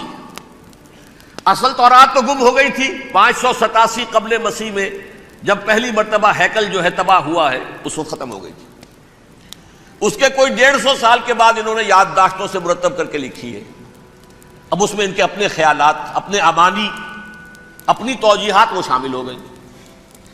لہذا میں آپ کو حوالے دیتا ہوں اس کتاب کے اندر مظالم کی جو تعلیم دی گئی ہے. اہل کتاب نے اپنے مظالم قتل عام کے جواز کے لیے تورات میں تبدیلیاں کی اور پیغمبروں پر دہشت ناکی اور بدترین حرام کاری کے الزامات لگائے. سنیے, پہلا حوالہ ہے یہ گنتی باب 31 آیات 17-18. اس لیے ان بچوں میں جتنے لڑکے ہیں سب کو مار ڈالو, اور جتنی عورتیں مرد کا منہ دیکھ چکی ہیں ان کو بھی قتل کر ڈالو, لیکن ان لڑکیوں کو جو مرد سے واقف نہیں اور اچھوتی ہیں اپنے لیے زندہ رکھو. یہ کسی اللہ کی کتاب کا یہ جملہ ہو سکتا ہے؟ کسی ریویلڈ بک کا؟ اور سنیے, یہ ہے استثناء ڈیٹرانومی باب 20 آیت 16-18. پر ان قوموں کے شہروں میں جن کو خداوند تیرا خدا میراث کے طور پر تجھ کو دیتا ہے, کسی ذی نفس کو جیتا نہ بچا رکھنا, جیسا خداوند تیرے خدا نے تجھ کو حکم دیا بالکل نیست کر دینا. مرد, عورتیں, بچے, بوڑھے سب ختم. یہ کتاب مقدس ہے. اور سنیے, سیموئیل باب 27 آیت نمبر 9. اور داؤد نے اس سرزمین کو تباہ کر ڈالا اور عورت مرد کسی کو جیتا نہ چھوڑا. نمبر 4, ان سب آباد شہروں کو ماں, عورتوں اور بچوں کے بالکل نابود کر ڈالا. کتاب استثناء باب 3 آیت 6. یہ ہے جو کہہ رہا ہے برٹرنڈ رسل. کرسچینٹی میں آ کر یہ تین چیزیں شامل ہو گئی. ایک تو یہ باربیرین یہ تعلیم جو ہے, اور یہ مذہب کے نام پہ تعلیم, یہ کتاب مقدس کی تعلیم. نمبر 2, رومنز کے اندر جو ایک تمنا تھی ورلڈ ڈومینیشن کی, وہ عیسائیت کے اندر آ گئی. اس لیے پوری رومن امپائر جو ہے عیسائی ہو گئی, تو اسے وراثت کے اندر ورلڈ ڈومینیشن کی جو ایک تمنا تھی وہ مل گئی. اور پھر یہ کہ انہوں نے جو توہمات تھے یونانیوں کے, ان کو بھی اپنے ہاں مختلف شکلوں کے اندر جمع کر لیا. ان تین چیزوں کا the combination produced the most fiercely persecuting religion that the world has yet known. اس کے نتیجے میں دنیا میں تاریخ انسانیت کے اندر جو بدترین خونخوار ترین مذہب ہو سکتا ہے وہ شکل عیسائیت نے اختیار کی. اور اس کا مظہر اتم کیا تھا, نوٹ کیجئے. صلیبی جنگیں. ایک بات ٹائم ٹیبل کے اعتبار سے نوٹ کر لیجئے گا. فرسٹ ملینیم ختم ہوا، سیکنڈ شروع ہوا. ان کے 1000 سال ختم ہوئے تو 11ویں صدی میں سیکنڈ ملینیم شروع ہوا تو پہلی صلیبی جنگیں ہوئی. لاکھوں مسلمان قتل کیے گئے. صرف یروشلم کے اندر اتنا خون بہایا ہے کہ خود ان کے ہسٹورینز لکھتے ہیں کہ جب ان صلیبیوں نے جب گھوڑوں کے ساتھ وہ چل رہے تھے گلیوں میں تو ان کے گھوڑوں کے گھٹنوں تک خون کی ندی بہ رہی تھی. جہاں سے گزرے ختم کرتے چلے گئے، آبادیاں کی آبادیاں ختم کر دی. اگرچہ اس کروسیڈ میں گیہوں کے ساتھ گھن بھی پسا، یہودی بھی بہت مارے گئے. یہ فرانس سے، جرمنی سے جب یہ کروسیڈرز آ رہے تھے 3000 میل کا سفر طے کر کے آئے تھے. سوچئے تو صحیح. اربن ثانی پوپ جو تھا آگ لگا دی تھی اس نے پورے یورپ کے اندر. شرم سے ڈوب مرو، تمہارے مقدس علاقے مسلمانوں کے ہاتھ میں. انفیڈلز، یہ کافر، یہ مرتد، یہ ملحد. مسیح جہاں پیدا ہوا، مسیح کو جہاں سولی دی گئی، وہ کہاں ہے؟ ان کے ہاتھ میں. وہ آگ لگائی ہے، 3000 میل کا فاصلہ طے کر کے یہ نو قومیں آئی ہیں وہاں، اور جو تباہی مچائی ہے انہوں نے. تاریخ انسانی میں ایسی بربریت کی کوئی مثال. اور یہ ان کے اپنے ہسٹورینز لکھتے ہیں شرم کے مارے. ایسے محسوس ہوتا ہے جیسے ان کی گردنیں جھکی جا رہی ہوں لکھتے ہوئے. اب آگے چلیے. یہ جو بغاوت ہوئی پوپ کے خلاف، اس میں نوٹ کیجئے تاریخی اعتبار سے سب سے پہلے بغاوت کرنے والا ملک انگلستان تھا. اس نے اپنا چرچ علیحدہ بنایا، چرچ آف انگلینڈ. پوپ سے رشتہ منقطع. The first Protestant kingdom in Europe was England. اسی سے رشتہ جوڑی west, white Anglo Saxon Protestants. ان میں اولیت کا شرف کسے حاصل ہے؟ برطانیہ شریف کو. یہاں پر انہوں نے اب ایک بہت بڑا جو کارنامہ کیا، پوپ کی گرفت کب ہوئی یورپ پر سے، پروٹیسٹنٹ مذہب کا فروغ ہوا تو انہوں نے سود کی اجازت حاصل کر لی. جب تک پوپ کی حکومت تھی سود حرام تھا. نو ٹرانزیکشن، نہ انٹرسٹ نہ یوزلی، کچھ بھی نہیں. پروٹیسٹنٹس کے ذریعے سے سود کی اجازت حاصل کر لی. اس کے بعد بڑے بڑے بینک بنا کر بیٹھ گئے. House of Rothschilds, the house of goldsmiths. یہ عمران خان صاحب کے جو خسر جو تھے گولڈ سمتھ، یہ بینکرز، بڑی بڑی فیملیز. ان لوگوں نے کیا کیا؟ اب ریشہ دوانیاں. یورپ میں مختلف ملکوں کے درمیان جنگیں کروائیں سازشوں کے ذریعے سے. وہی کلما اوقدوا نارا للحرب، جنگ کے لیے آگ بھڑکا دینا تو ان کا پرانا مشغلہ تھا. جنگیں کرواتے تھے. پھر فرانس کے بادشاہ کو بھی قرض چاہیے اسلحہ کے لیے، انگلستان کے بادشاہ کو بھی قرض چاہیے. ہاؤس آف روتھ چائلڈز کا ایک نمائندہ وہاں بیٹھا ہے، یہاں بیٹھا ہے، اور منہ مانگے شرح پر سود کے اوپر قرض دے رہے ہیں. ان کو سب کو جو ہے ان کے سارے مالی مسائل کھینچ لیے، دولت پر قبضہ کر کے بیٹھ گئے. اور اس کا نتیجہ یہ نکلا چند 100 سالوں کے اندر کہ فرنگ کی رگے جاں پنجے یہود میں. اس سودی نظام کے ذریعے سے دولت پر ان کا قبضہ. علامہ اقبال 1905 سے 1908 تک رہے تھے نا وہ. لیکن یہ کہ ان کی نگاہ تھی ایسی، گاہ میری نگاہ تیز چیر گئی دل وجود، گاہ الجھ کے رہ گئی میرے توہمات میں. انہوں نے دیکھا ہے کہ فرنگ کی رگے جہاں پنجے یہود میں ہے. ابھی ہٹلر کا تو وجود بھی نہیں تھا، بعد میں ہٹلر کو محسوس ہو گیا نا واقعتاً ہمارا اصل دشمن یہ یہودی ہے جو یہاں پر بیٹھا ہوا، جو ہمارا خون چوس رہا. آخر یوں ہی تو نہیں، دماغ اس کا ایسے تو خراب نہیں ہو گیا تھا. یہ قتل عام، یہ ہولوکاسٹ کس لیے؟ اس نے پہچان لیا تھا، اس لیے کہ وہ ویسٹ نہیں تھا. وائٹ اینگلو سیکسن پروٹیسٹنٹس، اصل جادو جو چلا وہ ان پر چلا. اور برطانیہ ان کا سب سے بڑا جو ہے وہ پشت پناہ، مددگار، حامی. اس کے ساتھ ساتھ انہوں نے کوشش کی، یہ ترک خلفاء بیچارے، مرد بیمار تو بن ہی چکا تھا یورپ کے اندر، زوال سے دوچار ہو چکی تھی ترکی خلافت. انہوں نے بھی محل بنائے تھے، آج تجھ کو بتاتا ہوں تقدیر امم کیا ہے، شمشیر و ثنا اول، طاؤس و رباب آخر۔ بڑے بڑے قرضے لے کر محل بنے تھے یہ، جو آج جا کر آپ استنبول میں دیکھ لیجئے، قرضوں کے اندر بندھے ہوئے۔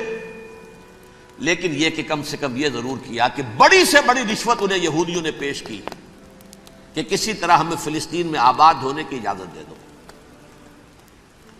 لیکن this goes to their credit,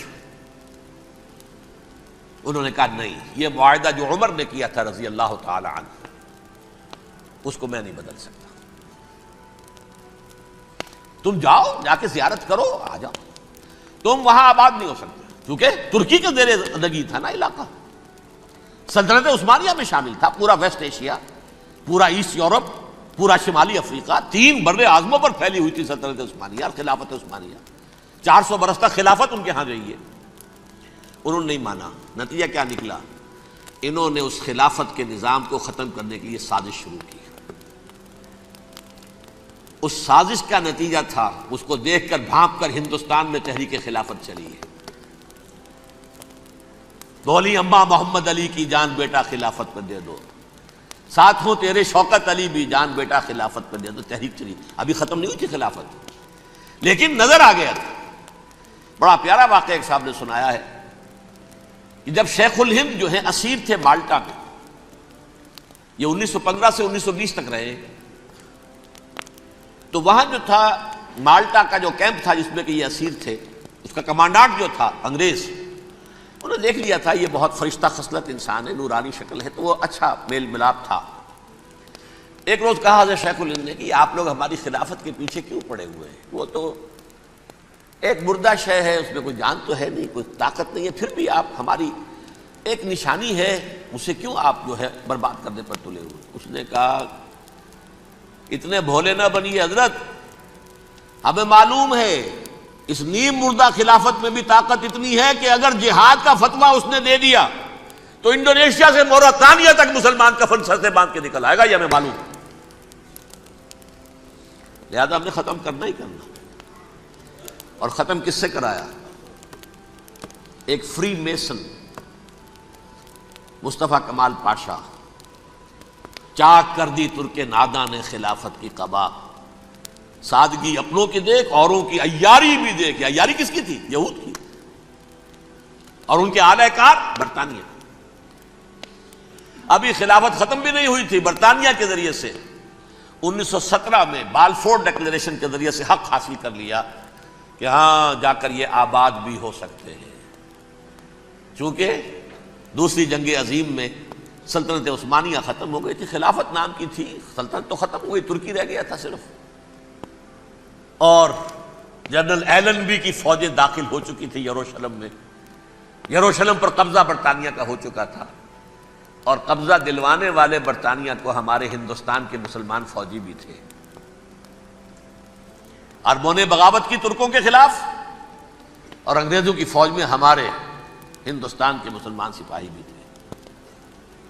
بہرحال اب چونکہ ان کے پاس آ گیا، برطانیہ نے اعلان کر دیا، بالفور ان کا وزیر خارجہ، Jews have a right to settle in Palestine، وہ جائیں آباد ہو سکتے ہیں۔ یہ 1917 کا اعلان ہے۔ اس کے بعد جو کچھ انہوں نے طریقے برتے ہیں، اس میں دھن، دھوس، دھاندلی، دھوکہ، ہر چیز۔ مثلا دھن گئے، جناب یہ آپ مکان بیچیں گے؟ اچھا جی لے لیجیے، آپ کیا مانگتے ہیں؟ 10 لاکھ، میں 11 لاکھ دیتا ہوں، لیکن کل ہی نکل جائیں آپ۔ پیسے کی کمی تھی نہیں، پورا یورپ کا سرمایہ جن کے پاس، بینکرز کے پاس۔ زائنسٹ موومنٹ اصل میں بینکرز کی موومنٹ تھی۔ 1897 میں جمع ہو کر انہوں نے جو پروٹوکول بنائے تھے وہ کون تھے؟ سب کے سب بینکرز تھے۔ دولت کی کمی نہیں تھی، تم 10 کی بجائے 11 لو، نکل جاؤ۔ یہ کھیت بیچتے ہو کتنے کا؟ بھائی 12 کا، ہم 13 دیتے ہیں بھائی، جلدی سے نکل جاؤ۔ یہ بھی کیا، دھن کے ذریعے سے ڈسپلیس کیا، جہاں زور چلا نکال دیا۔ اور اس کے بعد پھر جب سن 48 میں اسرائیلی ریاست قائم ہو گئی، اب اسرائیلی جو ہے عدالتوں میں استغاثے دائر کرنے شروع، یہ فلاں مکان میرے پڑانے پکڑ دادا سگڑ دادا کا تھا 2000 سال پہلے، اس کے اوپر یہ قبضہ کر کے بیٹھے ہوئے، یہ میرے پاس دستاویزات ہیں۔ اچھا ٹھیک ہے، آپ نکل جائیں، یہ مکان ان کا ہے۔ اس طریقے سے انہوں نے بے دخل کیا فلسطینیوں کو، اور خود وہاں پر قدم جما کر مضبوطی سے بیٹھ گئے۔ یہ ہے کہ جو مغربی اقوام نے کیا ہے۔ اس میں سیکنڈ جو ہے رول پلے کیا ہے امریکہ نے۔ ویسٹ جو ہے اس کا نمبر 2 امریکہ تھا، اب نمبر 1 امریکہ ہے۔ اب برطانیہ کی کوئی حیثیت ہی اب نہیں ہے، لیکن سب سے بڑا وکیل جو ہے وہ وہی ہے اب بھی۔ لیکن ظاہر بات ہے کہ west white Anglo Saxon Protestants کا امام اس وقت جو ہے وہ برطانیہ، یو ایس اے۔ 1948 میں یہ قائم ہوا، اور یہاں پہ نوٹ کیجئے پاکستان 47 میں قائم ہوا ہے، اور تقریباً 9 مہینے ہیں درمیان میں، اگست 47 اور مئی یا جون 48۔ اس کا کیا مطلب ہے یہ میں بعد میں بتاؤں گا آپ کو۔ پہلی جنگ ہوئی 48 میں، عربوں نے بغاوت کی اور عرب جیت رہے تھے، اچانک پتہ نہیں کیوں عربوں نے جنگ بند کر دی۔ یہ بالکل یوں سمجھیے کہ پیرلل واقعات ہیں۔ کشمیر میں ہم جیت رہے تھے، بھاگ کر نہرو پہنچ گیا یونائٹڈ نیشنز کے اندر، جنگ بند ہو گئی، ختم ہوا۔ ایسا کچھ اپنوں کی غلطی بھی تھی، کچھ قبائلیوں نے وہاں جا کر سری نگر ایئرپورٹ تک پہنچ گئے تھے، بجائے اس پر قبضہ مکمل کرنے کے لوٹ مار میں لگ گئے، اپنوں کی غلطی بھی تھی، لیکن اس کے باوجود پڑنا بھاری تھا۔ اور اگر سری نگر ایئرپورٹ پر قبضہ ہو گیا ہوتا تو سوال ہی پیدا نہیں ہوتا کہ بھارت جو ہے اپنی فوجیں اتار سکتا، زمینی راستہ تھا ہی نہیں۔ وہی وہاں ہوا ہے، بڑے ہی عجیب طریقے پر عرب جیت رہے تھے، اسرائیل جو ہے شکست کھا رہے تھے، عربوں نے صلح کر دی۔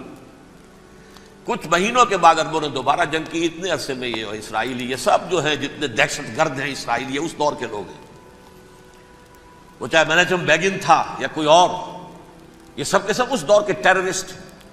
اب انہوں نے ڈٹ کر جو مقابلہ کیا، عربوں کو شکست دی بڑی سخت۔ سن 48 میں عربوں کو شکست ہو گئی۔ سن 67 میں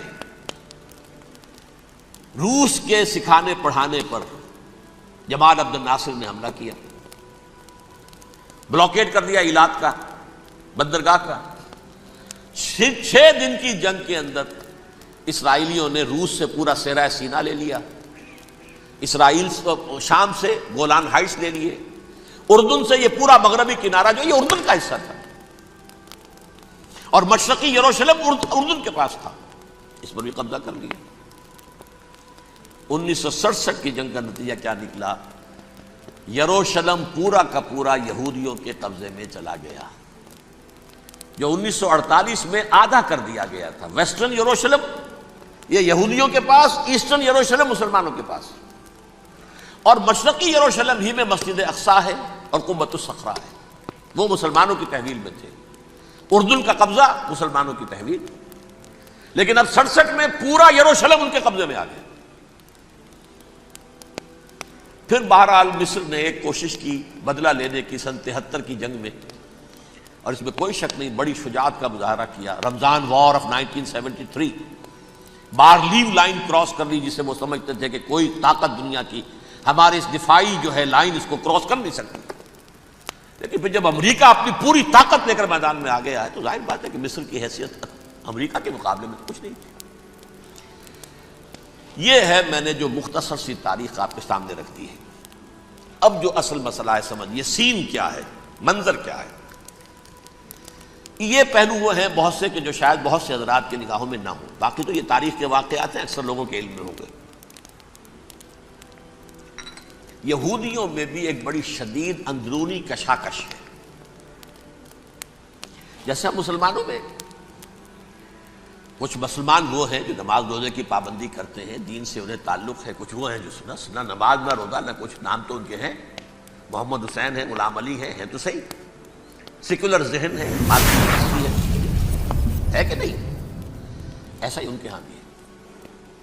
اصل یہودی جو ہے، عملی یہودی، اس کی شکل آپ نے اگر کبھی دیکھی ہو، اس کے سر کے اوپر اونچا ہیٹ ہوتا ہے کالا، ان کی زلفیں لمبی لمبی ہوتی ہیں، خاص طور پر یہ جو ہے گل پٹی کے بال، یہ قلمے جو ہیں یہ تو لا کے چھلے بنا کر بڑا خوبصورت سا جو ہے وہ ہار بناتے ہیں، لمبا کالا کوٹ پہنا ہوتا ہے، لمبی داڑھی ہوتی ہے، یہی وجہ ہے کہ مسلمانوں میں بھی مصر میں جس کی لمبی داڑھی ہوتی تھی، اب کچھ حالات شاید بدل گئے، وہ سمجھتے تھے یہ یہودی ہے، یعنی لمبی داڑھی یہودی رکھتا تھا، مسلمان نہیں۔ مسلمان تو عرب صرف ٹوکن داڑھی رکھتے ہیں یا شیو کرتے ہیں، یا سعودیوں کی طرح صرف کوئی نشان چھوڑتے ہیں، اللہ اللہ خیر سے۔ لمبی داڑھی شعار جو ہے یہودیوں کا ہے۔ ایک انتہا پر تو یہ ہے، دوسری انتہا پر وہ ہیں جنہیں کسی شے سے غرض نہیں، شراب بھی پیتے ہیں، سب کچھ ہے، سور بھی کھاتے ہیں یہودی، بینکرز ہیں، بڑے بڑے سائنسدان ہیں، سب کچھ ہیں، وہ زیادہ تر جو ہیں سیکولر ذہن کے۔ کچھ بیچ بیچ میں بھی ہیں، جیسے یہ ایریل شیرون ہے، ویسے شیوڈ ہے، داڑھی تو نہیں ہے اس کے، لیکن سر پہ وہ ضرور وہ جو ہے اس کی ٹوپی سی آپ کو رکھی نظر آ جائے گی۔ یہ ہے درمیانی یہودی ہونے کا نشان، کہ ایک شعار انہوں نے اپنا جو ہے برقرار رکھا ہوا، وہ ایک ٹوپی چپکی ہوئی سے ہوتی ہے، وہ ٹوپی کیا ہوتی ہے پتہ نہیں، کیسے ٹکی رہتی ہے مجھے نہیں معلوم۔ یہ جو کشمکش ہے اس میں، جو زیادہ رائٹسٹ اور لیفٹسٹ کی کہہ لیجیے، سیکولر اور مذہبی لوگوں کی کشمکش ہے، ان کے درمیان ایک کشاکش جو ہے اس کو سمجھ لیجیے کہ وہ کیا ہے۔ ایک چیز تو ان دونوں کے درمیان قدر مشترک ہے، پوری دنیا کی مالیات پر ہم تسلط کریں گے، قبضہ کریں گے، ڈومینیٹ کریں گے، لوگوں کو ہم بنا کر رکھ دیں گے حیوان، ملٹی نیشنل کمپنیاں ہوں گی، انہی کا راج ہوگا، انہی کی حکومتیں ہوں گی، انڈسٹری انہی کے ہاتھ میں ہوگی، لوگ یا مزدوروں کی حیثیت سے کام کریں گے، یا تھوڑے سے مینیجرز ان میں سے بھی ہم لے کر کچھ تنخواہیں ان کو بھی دے دیں گے، باقی سود کے ذریعے سے ملائی ہم کھینچتے رہیں گے، مکھن ہمارے پاس آتا رہے گا۔ ورلڈ ڈومینیشن، اکنامک ڈومینیشن، یہ تو دونوں کے نزدیک متفق علیہ ہے، سیکولر بھی چاہتے ہیں اور جو مذہبی یہودی وہ بھی چاہتے ہیں۔ اس کے بعد ایک اختلاف ہے، مذہبی یہودی یہ کہتا ہے ہمیں گریٹر اسرائیل بنانا ہے، اور گریٹر اسرائیل وہ سارے علاقے ہیں جو ان کی تاریخ میں اسرائیل سلطنت کا حصہ رہے۔ حضرت یوسف کے زمانے میں یہودی جا کر آباد ہوئے مصر میں، جو ڈیلٹا کا علاقہ ہے، زرخیز ترین علاقہ جو ہے، جوشن کا علاقہ، وہ کہتے ہیں وہ ہمارا ہے، کئی سو برس ہمارے ہیں۔ صحرائے سینا ہمارا ہے، اس میں کوہ طور ہے جس پہ حضرت موسیٰ کا ہم کلام ہوئے اللہ سے، تورات ملی، اس میں 40 برس تک ہم بھٹکتے پھرے ہیں۔ صحرائے تی ہے یہ، یتیہون فی الارض 40 سنہ۔ پھر فلسطین تو خیر ہماری جدی پشتی جائیداد ہے، جاگیر ہے۔ پھر یہ عرب جو ہے یہ بھی مدینے تک ہمارا ہے، مدینے سمیت ہمارے قبیلے وہاں تھے جہاں سے نکالا مسلمانوں نے۔ پورا عراق ہمارا ہے، پورا شام ہمارا ہے، اور ترکی کا بھی ایک علاقہ ہے ابتدائی مشرقی جنوبی، وہ بھی ہمارا ہے۔ یہ ہے گریٹر اسرائیل کا نقشہ، یہ ہم نے بنانا ہے۔ جبکہ جو سیکولر ذہن کے لوگ کہتے ہیں کیا کرو گے اس کو بنا کے، اس میں جو عرب ہیں وہ تم سے لڑتے رہیں گے، تم انہیں مارو گے وہ تمہیں ماریں گے، اگر تم 10 مارو گے تو ایک تو وہ بھی ماریں گے نا تمہارا، ٹھیک ہے؟ فائدہ کیا ہے؟ اس کی بجائے ہم یہ کرتے ہیں کہ عرب اور اسرائیل مل کر، کزنز ہیں نا آپس میں، آپ کو معلوم ہے بل کلنٹن نے یہ الفاظ کہے تھے جب اسحاق ریبن سے معانقہ کرایا تھا شاہ حسین مرحوم کا، تو کیا کہا؟ You are cousins. حضرت ابراہیم کے 2 بیٹوں سے نسل ہے نا، حضرت اسماعیل سے عرب ہے، حضور ہے، اور حضرت اسحاق سے یہ بنی اسرائیل ہے، کزنز ہے، یو آر کزنز۔ تو ہم کزنز مل کر ایک اکنامک یونٹ بناتے ہیں، جیسے ایشیا پیسیفک ایک یونٹ بن گیا ہے، آسیان ایک یونٹ بن گیا ہے، وغیرہ وغیرہ، پورا یورپ ایک یونٹ بن گیا ہے، ایک کرنسی بن گئی ہے۔ ہم اس پورے علاقے کو ایک اکنامک یونٹ بناتے ہیں، پیسہ عربوں کا ہوگا، ان کے پاس بہت دولت ہے، تیل ان کا ہوگا، بہت تیل ہے ان کے پاس، مزدور ان کے ہوں گے، بڑی تعداد ہے ان کی، مینجمنٹ ہماری ہوگی، ٹیکنیکل نو ہاؤ ہمارا ہوگا، سائنسدان ہم ہوں گے، ملائی ہم کھاتے رہیں گے، چھاچھ ان کو دیتے رہیں گے۔ تو ہمیں آم کھانے ہیں، پیڑ گننے کی کیا ضرورت ہے؟ خام خواہ ان کی دشمنی مول لیں، زیادہ دشمنی بڑھائیں، یہ اس چھوٹے سے اسرائیل کو تسلیم نہیں کرتے، ہم گریٹر اسرائیل کو کیسے تسلیم کر لیں گے؟ یہ لہذا اس خیال کو دل سے نکالو۔ یہ اختلاف ہو گیا نمبر 1، بہت بڑا اختلاف۔ لیکن نمبر 2، اس اختلاف میں اتفاق یہ پیدا کیا گیا، یہاں ایک بات ہم آپ کی مانتے ہیں، ہم کسی بھی پیس پروسیس میں جروشلم نہیں دیں گے ان کو، عربوں کو، یہ انڈیوائڈڈ دارالخلافہ رہے گا اسرائیل کا. اور نمبر 2 مسجد اقصی اور قبۃ الصخرہ کو گرا کر تھرڈ ٹیمپل بنائیں گے. یہ مذہبی یہودیوں کو اتنی رشوت اگر وہ نہ دیں تو وہ ان کے ساتھ کام کرنے کو تیار ہی نہیں ہے. یہ پورا پس منظر سمجھ لیجئے. اصل میں بٹوین دی لائنز سمجھے بغیر یہ خبریں جو آپ پڑھتے ہیں. ادھر امریکہ کا معاملہ کیا ہے؟ ایک طرف وہ پشت پناہ ہے، حمایتی ہے، پروٹیکٹر ہے، محافظ ہے اسرائیل کا. اسرائیل امریکہ ہی کی آؤٹ پوسٹ سمجھ لیجئے، اسی کی ایک ریاست سمجھ لیجئے. لیکن اس کے ساتھ ہی وہ اپنے جو دنیاوی عالمی مصلحتیں ہیں، اتنی بڑی قوم عرب کی جو ہے اسے بھی دشمن تو نہیں بنانا چاہتا. ان میں بھی ماڈریٹس کو چاہتا ہے کہ رہے ماڈریٹس، یہ جو ہماری جیب میں ہے، حسنی مبارک ہو، شاہ فہد ہو، جو ہماری جیب میں ہے. ورنہ یہ کہ وہاں پر اگر زیادہ ریڈیکل لوگ آ گئے تو ہمارا ویسے ہی بیڑا غرق ہوگا. لہذا وہ جبر کرتے رہے ان پر کہ صلح کرو کوئی نہ کوئی. یہ صلح کے لیے دباؤ امریکہ کا ہے، اسرائیل نہیں چاہتا صلح، دباؤ ہے امریکہ کا. اب میں آپ کو یاد دلاتا ہوں، خلیج کی جنگ ختم ہوئی، بش، یہ باپ اس کا جو اب ہے بش، اس کا بڑا بش جو سینئر، اس کی پاپولیرٹی ریشو جو ہے 89% تھی اس وقت امریکہ کے اندر. اس نے اتنی بڑی جنگ فتح کی تھی اور چند امریکی مرے صرف. لیکن اس نے ایک موقف اختیار کیا یہود کے خلاف. $10 بلین منظور ہو چکے تھے، اسرائیل کو دیے جانے تھے نئے سیٹلمنٹس بنانے کے لیے اسرائیل میں. انہوں نے کہا یہ رقم میں ایشو نہیں کروں گا جب تک پیس پروسیس شروع نہیں کرتے.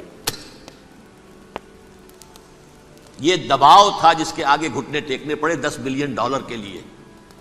لیکن اس کا بدلہ یہ چکایا کہ الیکشن میں ہرا دیا اسے. حالانکہ وہ ہیرو، فاتح،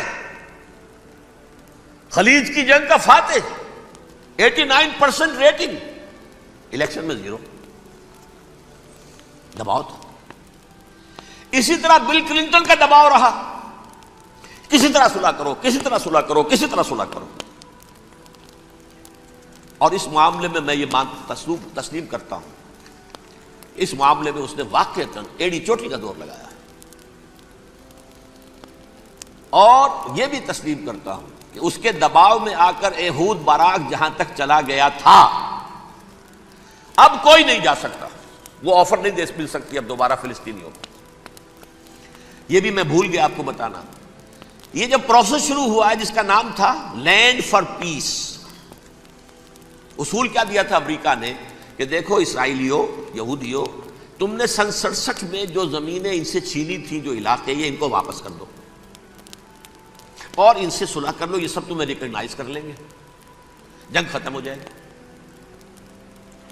صحرائے سینا دے دو، مصر تم سے صلح کر لے گا. وہ ہو گیا، انور سادات نے صلح کر لی، ریکگنائز کر لیا، صحرائے سینا واپس آ گیا. عربوں نے اسے اپنی فولڈ سے نکال دیا، عرب لیگ سے نکال دیا.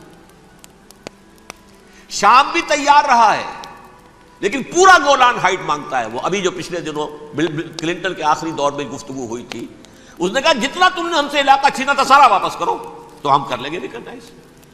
اس میں سے کچھ ایسا اسٹریٹجک امپورٹنس کا علاقہ ہے وہ یہودی کسی طور پر دینے کو تیار نہیں، لہذا صلح نہیں ہو سکی. شرق اردن سے جو علاقہ لیا تھا وہ ٹھیک ہے، وہ رکھو، اس کے اندر فلسطینی ریاست بنا دو.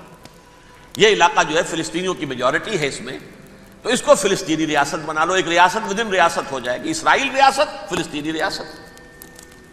یہ ہیں 3 مین پوائنٹس. چوتھی بات پہ آ کر روک دیتے تھے کہ یہ پھر بعد میں سوچیں گے یروشلم کا مستقبل کیا ہوگا، یہ موسٹ سینسٹیو ایشو جو ہے یہ بعد میں سوچیں گے. اب جب یہ پیس ٹاک شروع ہوئے تو یاد ہے اسحاق ریبین تھا، اسے کس نے قتل کیا؟ یہودی نوجوان نے. یہ تم کیسے دے رہے ہو زمینیں؟ ہمیں تو اور لینی ہے. تم نے صحرائے سینا واپس کر دیا، ہمیں تو جشن کا پورا علاقہ لینا ہے. مصر کا سارا فرٹائل ایریا جو ہے وہ لینا ہے اس سے. تم گولان ہائٹس دے رہے ہو، ہمیں پورا شام لینا ہے. لہذا تم کیسے کر رہے ہو؟ لینڈ فار پیس، پیس اور نو پیس، نو لینڈ. زمین ہم واپس نہیں کریں گے، ہمیں تو اور لینی ہے. کس نے قتل کیا؟ یہودی نے. فلسطینی نے تو قتل نہیں کیا. احود باراک کی بات میں آپ کو بتا رہا ہوں، یہ یہاں تک چلا گیا تھا کہ اسرائیلی ریاست بھی ہم فلسطینی ریاست بھی مان لیں گے، یروشلم بھی مشرقی یروشلم دے دیں گے، تمہارا اقتدار ہوگا اس پر۔ البتہ یہ جو احاطہ ہے جس میں جنوب میں مسجد اقصیٰ ہے اور ذرا شمال کی طرف ہے قبۃ الصخرہ، قبۃ الصخرہ آپ جانتے ہیں، جب بھی ٹیلی ویژن پر یروشلم سے کوئی خبر آ رہی ہوتی ہے تو پیچھے وہ بڑا سا مینار، وہ گنبد نظر آتا ہے سنہرا، یہ وہ جگہ ہے چٹان، ٹیمپل ماؤنٹ۔ یہ پہاڑی تھی پہلے، جیسے کوہ صفا کوہ مروہ اب کیا رہ گئی ہیں، کبھی پہاڑیاں تھی یہ۔ کوہ صفا کے اوپر چڑھ کر حضور نے نعرہ لگایا تھا ما صباحا، اب کیا ہے وہ کوہ صفا بیچارہ، وہ تو ایک چھوٹی سی علامت ہے، کچھ پہاڑیاں سے دکھائی دیتی ہے، اس کے اوپر بھی گنبد ہے۔ اسی طرح ٹیمپل ماؤنٹ ہے وہ جہاں پر کہ ہیکل سلیمانی تھا، اور وہ گرا دیا تھا رومیوں نے، مسلمانوں نے تو نہیں گرایا۔ لیکن پھر حضور کو معراج وہاں سے ہوا تو عبد الملک بن مروان نے وہاں پر یہ بہت بڑا گنبد بنا دیا، یہ قبۃ الصخرہ ہے۔ وہ مسجد اقصیٰ نہیں ہے، مسجد اقصیٰ اس کے علاوہ ہے، وہ جنوبی علاقے میں ایک ریکٹینگولر احاطہ ہے بہت بڑا، جس کے جنوبی علاقے کے اندر مسجد اقصیٰ ہے، اور یہ اس کے شمالی حصے۔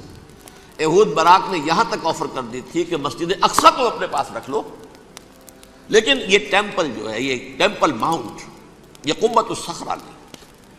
اس لیے کہ یہ ہماری کمٹمنٹ ہے مذہبی یہودیوں کے ساتھ کہ ہم یہاں پر جو ہے ٹیمپل بنائیں گے، تھرڈ ٹیمپل، ہیکل سلیمانی کی تیسری مرتبہ تعمیر یہاں ہوگی۔ لیکن ظاہر بات ہے فلسطینی کیسے مان لیں، مسلمان کیسے مان لیں؟ یہ ہے وہ چیز کہ جس کی وجہ سے وہ سارا معاملہ ناکام ہوا۔ ویسے مجھے یقین ہے کہ اگر فلسطینی مان بھی لیتے تب بھی یہودی جو ہیں جس طریقے سے اسحاق ریبیون کو اس نے قتل کر دیا تھا، تو یہ اس کو بھی، احود باراک کو بھی قتل کر دیتے، اور وہ کسی صورت تسلیم نہ کرتے کہ یہ یروشلم جو ہے یہ انڈیوائیڈڈ سٹی نہ رہے، بلکہ ڈویژن ہو جائے اس کی، اور صرف مغربی حصہ ہمارے پاس رہ جائے اور مشرقی جو ہے عربوں کے پاس، کبھی تسلیم نہیں کرتے، مر جائیں گے۔ اب دیکھیے اس وقت شکل کیا ہے۔ میرا اندازہ یہ ہے کہ اب جو مذہبی یہودی ہیں ان کے صبر کا پیمانہ لبریز ہو گیا ہے، اور اب ایک مڈ وے آدمی اس وقت وہاں پر آ گیا ہے، ٹوپی والا، اگرچہ وہ پریکٹسنگ یہودی اس طرح کا نہیں ہے، داڑھی والا نہیں ہے، زلفوں والا نہیں ہے وہی کوٹ پینٹ والا، لیکن یہ کہ اوپر رکھتا ہے وہ ٹوپی۔ ایریل شرون اور انتہائی سفاک، جس نے کہ فلسطینیوں کے 2 کیمپ ایسے اڑائے تھے جیسے کہ چیونٹیوں کا ہو لشکر ہو اور ان کو پاؤں تلے رون دیا جائے، اس طریقے سے ختم کیا تھا۔ بہت بڑا قاتل، مرڈرر، وہ وزیر اعظم ہے، اور اب جو ہے ان کے صبر کا پیمانہ لبریز ہو گیا ہے۔ اب ان کا فیصلہ یہ ہے کہ انہیں 3 بڑے بڑے قدم اٹھانے ہیں۔ نمبر 1، فلسطینیوں کا خاتمہ، ایتھنک کلینزنگ۔ اگر یہ فلسطینی رہتے ہیں یہاں پر تو اگر 10 ہم ان کے ماریں گے تو 2-3 یہ ہمارے مار دیں گے۔ تو اسرائیلی کی جان تو بہت قیمتی ہے، یہ تو خیر 1000 بھی مر جائیں تو کوئی بات نہیں، یہ تو کیڑے مکوڑے ہیں، جینٹائلز ہیں، گوئمز ہیں، یہودی، وہ مر جائیں، لہذا ان کا ٹنٹا مکاؤ، اب ان کو ختم کرو۔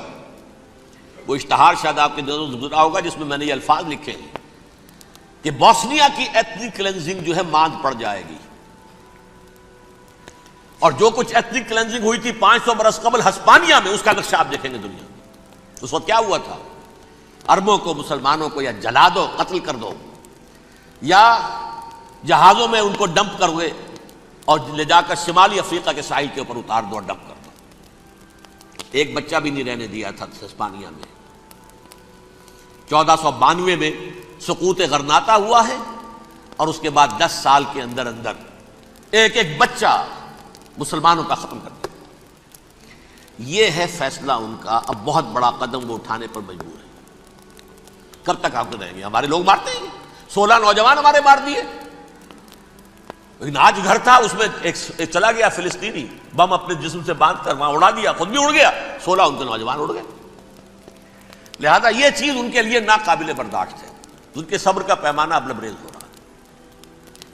نمبر 2، انہیں بہرحال اب یہ کرنا ہے کہ مسجد اقصیٰ کو گرائیں، قبۃ الصخرہ کو گرائیں اور ٹیمپل بنائیں۔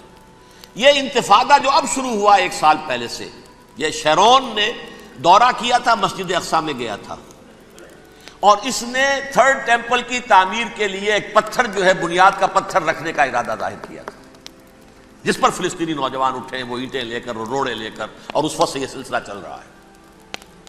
کتنے مارے جا چکے ہیں فلسطینی، لیکن کچھ نہ کچھ یہودی بھی مرے، اسرائیلی بھی مرے، اور جیسا کہ میں نے عرض کیا اب ان کے صبر کا پیمانہ لبریز ہو گیا۔ انف از انف۔ اب ہم اس معاملے کو ایک دفعہ جو ہے فائنلی ختم کر دیں اور اب بنائیں گے، لہذا اب جو ہے کئی ٹن وزن کے وہ جو پتھر تیار ہو کر آ کے رکھ دیے گئے ہیں کہ یہاں یہ بنیاد پڑنی ہے، اس کے اندر یہ پتھر لگے۔ بلکہ ایک لطیفہ بھی مجھے یاد آیا ہے، یہ کوئی 30 سال پرانی بات ہے۔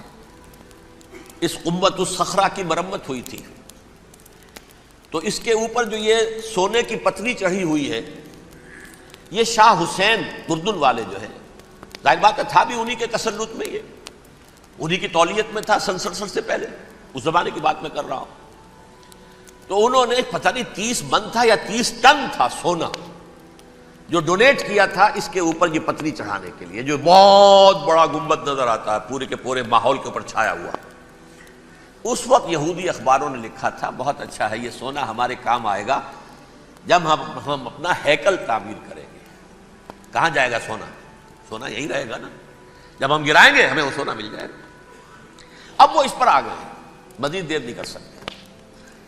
تو آپ نوٹ کیجئے، number 1 ethnic cleansing of Palestinians in Israel. Number 2 demolition of the Aqsa mosques and the Qubbat al-Sakhra. Number 3 امریکہ کو الٹیمیٹم، تم اب اپنے ٹانگ درمیان میں مت لڑاؤ، اور اس کے لیے دھمکی، اگر تم نے ہمارے معاملے میں رکاوٹ ڈالی تمہاری اینٹ سے اینٹ بجا دیں گے۔ نیتن یاہو نے یہ کہا تھا میں واشنگٹن میں آگ لگا دوں گا۔ یہ انہوں نے امریکہ میں عظیم ترین دہشت گردی کر کے امریکہ کی ایڈمنسٹریشن کو، انتظامیہ کو یہ دھمکی دے دی ہے کہ باز آ جاؤ۔ چنانچہ میں یہ بات کہہ کے پرسوں جمعے میں اپنی مسجد دارالسلام سے نکلا، شام کو، اسی شام کو میں نے ایریل شیرون کی تقریر سن لی T V per. It is not acceptable.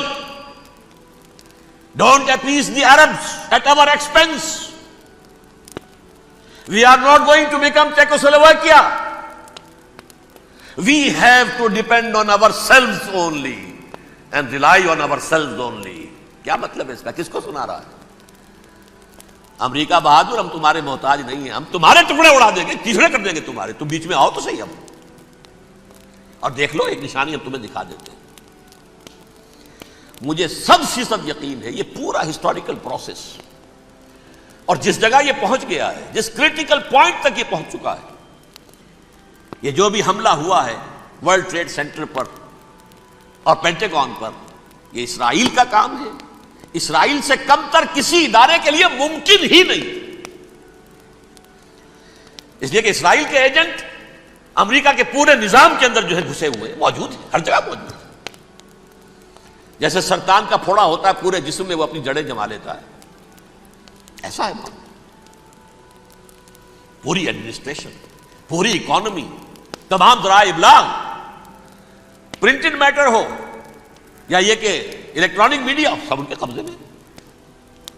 Defence کا سارا معاملہ ان کے قبضے میں ہے، کوئی اور طاقت یہ کر ہی نہیں سکتی۔ امریکہ، اس کے سیکیورٹی کے معاملات تہ در تہ، دائرہ اندر دائرہ، اس دائرے تک 100 میل تک کوئی جہاز آ جائے گا اگر کہیں جو کہ ان آئیڈینٹیفائی ہو تو یہ ہو جائے گا، اس سے آگے آگے تو یہ ہو جائے گا، اس سے آگے، اور وہ آ رہا ہے، چلا آ رہا ہے، پینٹاگون پر آ گیا ہے، اور 1 گھنٹے بعد آیا ہے۔ پہلی سٹرائک جو ہوئی ہے ورلڈ ٹریڈ سینٹر، اس کے 1 گھنٹے کے بعد پینٹاگون پر آ گیا۔ پینٹاگون وہ تو یوں سمجھیے ان کی مملکت کا حساس ترین دفاع کا مرکز، اور اس کا 1/3 حصہ جلا کے راکھ کر دیا انہوں نے۔ یہ دھمکی دی ہے، لیکن اس سے ان کے پیش نظر مقاصد کیا تھے؟ 3۔ اس دہشت گردی کے 3 مقاصد۔ فوراً اس کا رخ موڑ دینا اسامہ اور اس کی القاعدہ کی طرف۔ امریکہ غصے میں لال بھبوکا ہو کر فوراً اقدام کرے، اور ایک طرف تو اسامہ اور ان کے ساتھ طالبان کا ٹنٹا مقابل، اور دوسری طرف چونکہ پاکستان الائی ہے اور پاکستان کے عوام جو ہیں وہ طالبان کے ہمدرد ہیں، وہ اگر اٹھے تو ان کا بھی بیڑا گرک ہے۔ ایک تیر سے دو شکار تو ادھر ہو جائیں، جو مستقبل میں انہیں خطرہ ہے۔ 1967 کی جنگ کے بعد جبکہ انہوں نے فتح کا جشن منایا تھا یہودیوں نے، تو انہوں نے پیرس میں جو ایک جشن منایا ہے، وہاں بن گوریون کی تقریر یہ تھی، ہمیں کسی عرب ملک سے کوئی خطرہ نہیں، کوئی اندیشہ نہیں، ہمیں اندیشہ اگر ہے تو صرف پاکستان سے۔ یہ ہے وہ بات جو میں نے کہی تھی، نکتہ کیا ہے، یہ سائملٹینیسلی کیوں وجود میں آئے ہیں یہ دو ملک۔ مشیت ایس میں پاکستان کا رول یہ ہے، حدیث میں آتا ہے ما انزل اللہ من دائن الا انزل لہ دوان، اللہ نے کوئی بیماری ایسی نہیں اتاری اس کا کہ توڑ اور دوا پیدا نہ کی۔ اسرائیل کا توڑ پہلے پیدا کیا، جیسے بچے کی ولادت بعد میں ہوتی ہے، ماں کی چھاتیوں میں دودھ پہلے پیدا ہو جاتا ہے، یہ اللہ کی فطرت ہے، اللہ کا طریقہ ہے۔ خطرہ انہیں ہے تو ہم سے ہے، اگر کوئی خطر مجھ کو تو اس امت سے ہے، اس کی خاکستر میں ہے اب تک شرار آرزو۔ یہاں کے عوام، حکومت تو ٹھیک ہے ہماری جیب میں آ گئی، عوام کے اندر ہے، یہ بھڑک سکتی ہے چنگاری۔ یہی وجہ ہے بار بار ان کا کہ ہم زیادہ دباؤ نہیں ڈالنا چاہتے پاکستان پر، ہمارا بہت بڑا الائی ہے، ہم بہت پیسے بھی دے دیں گے، یہ بھی کر دیں گے، وہ بھی کر دیں گے، لیکن ہم زیادہ دباؤ نہیں ڈالنا چاہتے، ڈی اسٹیبلائز نہ ہو جائے، یہاں کے عوام کہیں کھڑے نہ ہو جائے۔ لہذا حملہ یہاں سے نہیں، وہ ازبکستان سے کرانے کی باتیں ہو رہی ہیں۔ اندر خانے پوری سپورٹ ہے، لیکن یہ کم سے کم ظاہر نہیں ہونے دیں گے کہ کیا کچھ ہو رہا ہے، تاکہ یہاں کے عوام کے اندر وہ چنگاری جو ہے اس بارود کے اندر پڑ گئی تو یہ شاید ڈی اسٹیبلائز ہو جائے۔ لیکن ڈی اسٹیبلائز ہونے میں جہاں اس کا خطرہ ہے کہ پرویز مشرف کی حکومت ختم ہو جائے، وہاں اس کا بھی خطرہ ہے کہ پاکستان ختم ہو جائے۔ ڈی اسٹیبلائز ہونے کا مطلب کیا ہے؟ بھارت کو واک اوور دے سکتے، جاؤ اب گھس جاؤ، پولیس ایکشن کرو، یہاں اب امن نہیں رہا ہے، ہم امن قائم کرنے آ جائیں، یا یونائٹڈ نیشنز کی فوجی K4 آ جائے یہاں پر امن قائم کرنے کے لیے، اور ہماری جو ایٹمی صلاحیت ہے وہ تو ویسے ہی برباد ہو جائے۔ ایک چیز تو ان کے پیش نظر یہ تھی، اس میں تو اللہ تعالیٰ نے کچھ تھوڑی سی عافیت پیدا کر دی ہے۔ ان کا خیال تھا کہ غصے میں آگ ببو کا ہو کر امریکہ جو ہے بھوکے شیر کی طرح ٹوٹ پڑے گا بس، لیکن وہاں وہ اپنے باپ کی طرح کولیشن بنانے کی فکر ہو گئی اسے۔ کولیشن بنتے بنتے تو وقت لگتا ہے، بستی بسنا کھیل نہیں، بستے بستے بستی ہے، دل کا اجڑنا سہل صحیح، بسنا سہل نہیں ظالم، بستی بسنا کھیل نہیں، بستے بستے بستی۔ کولیشن بناتے بناتے نیٹو بھی پھدکنے لگا تھا کہ ہمارے پاس انہوں نے کچھ ثبوت دیے ہی نہیں ابھی تک، کوئی کسی نے کچھ اور کہا، سعودی عرب نے بھی کہہ دیا ہمارے اڈوں سے آپ جہاز اڑا کر حملہ نہیں کریں گے وغیرہ وغیرہ۔ اس چکر میں ایک تو وقت نکل گیا، اور دوسرے فوراً ہی ان پر آیا ہو گیا یہ تو ہمارے ساتھ کیا ہی اسرائیل نے ہے۔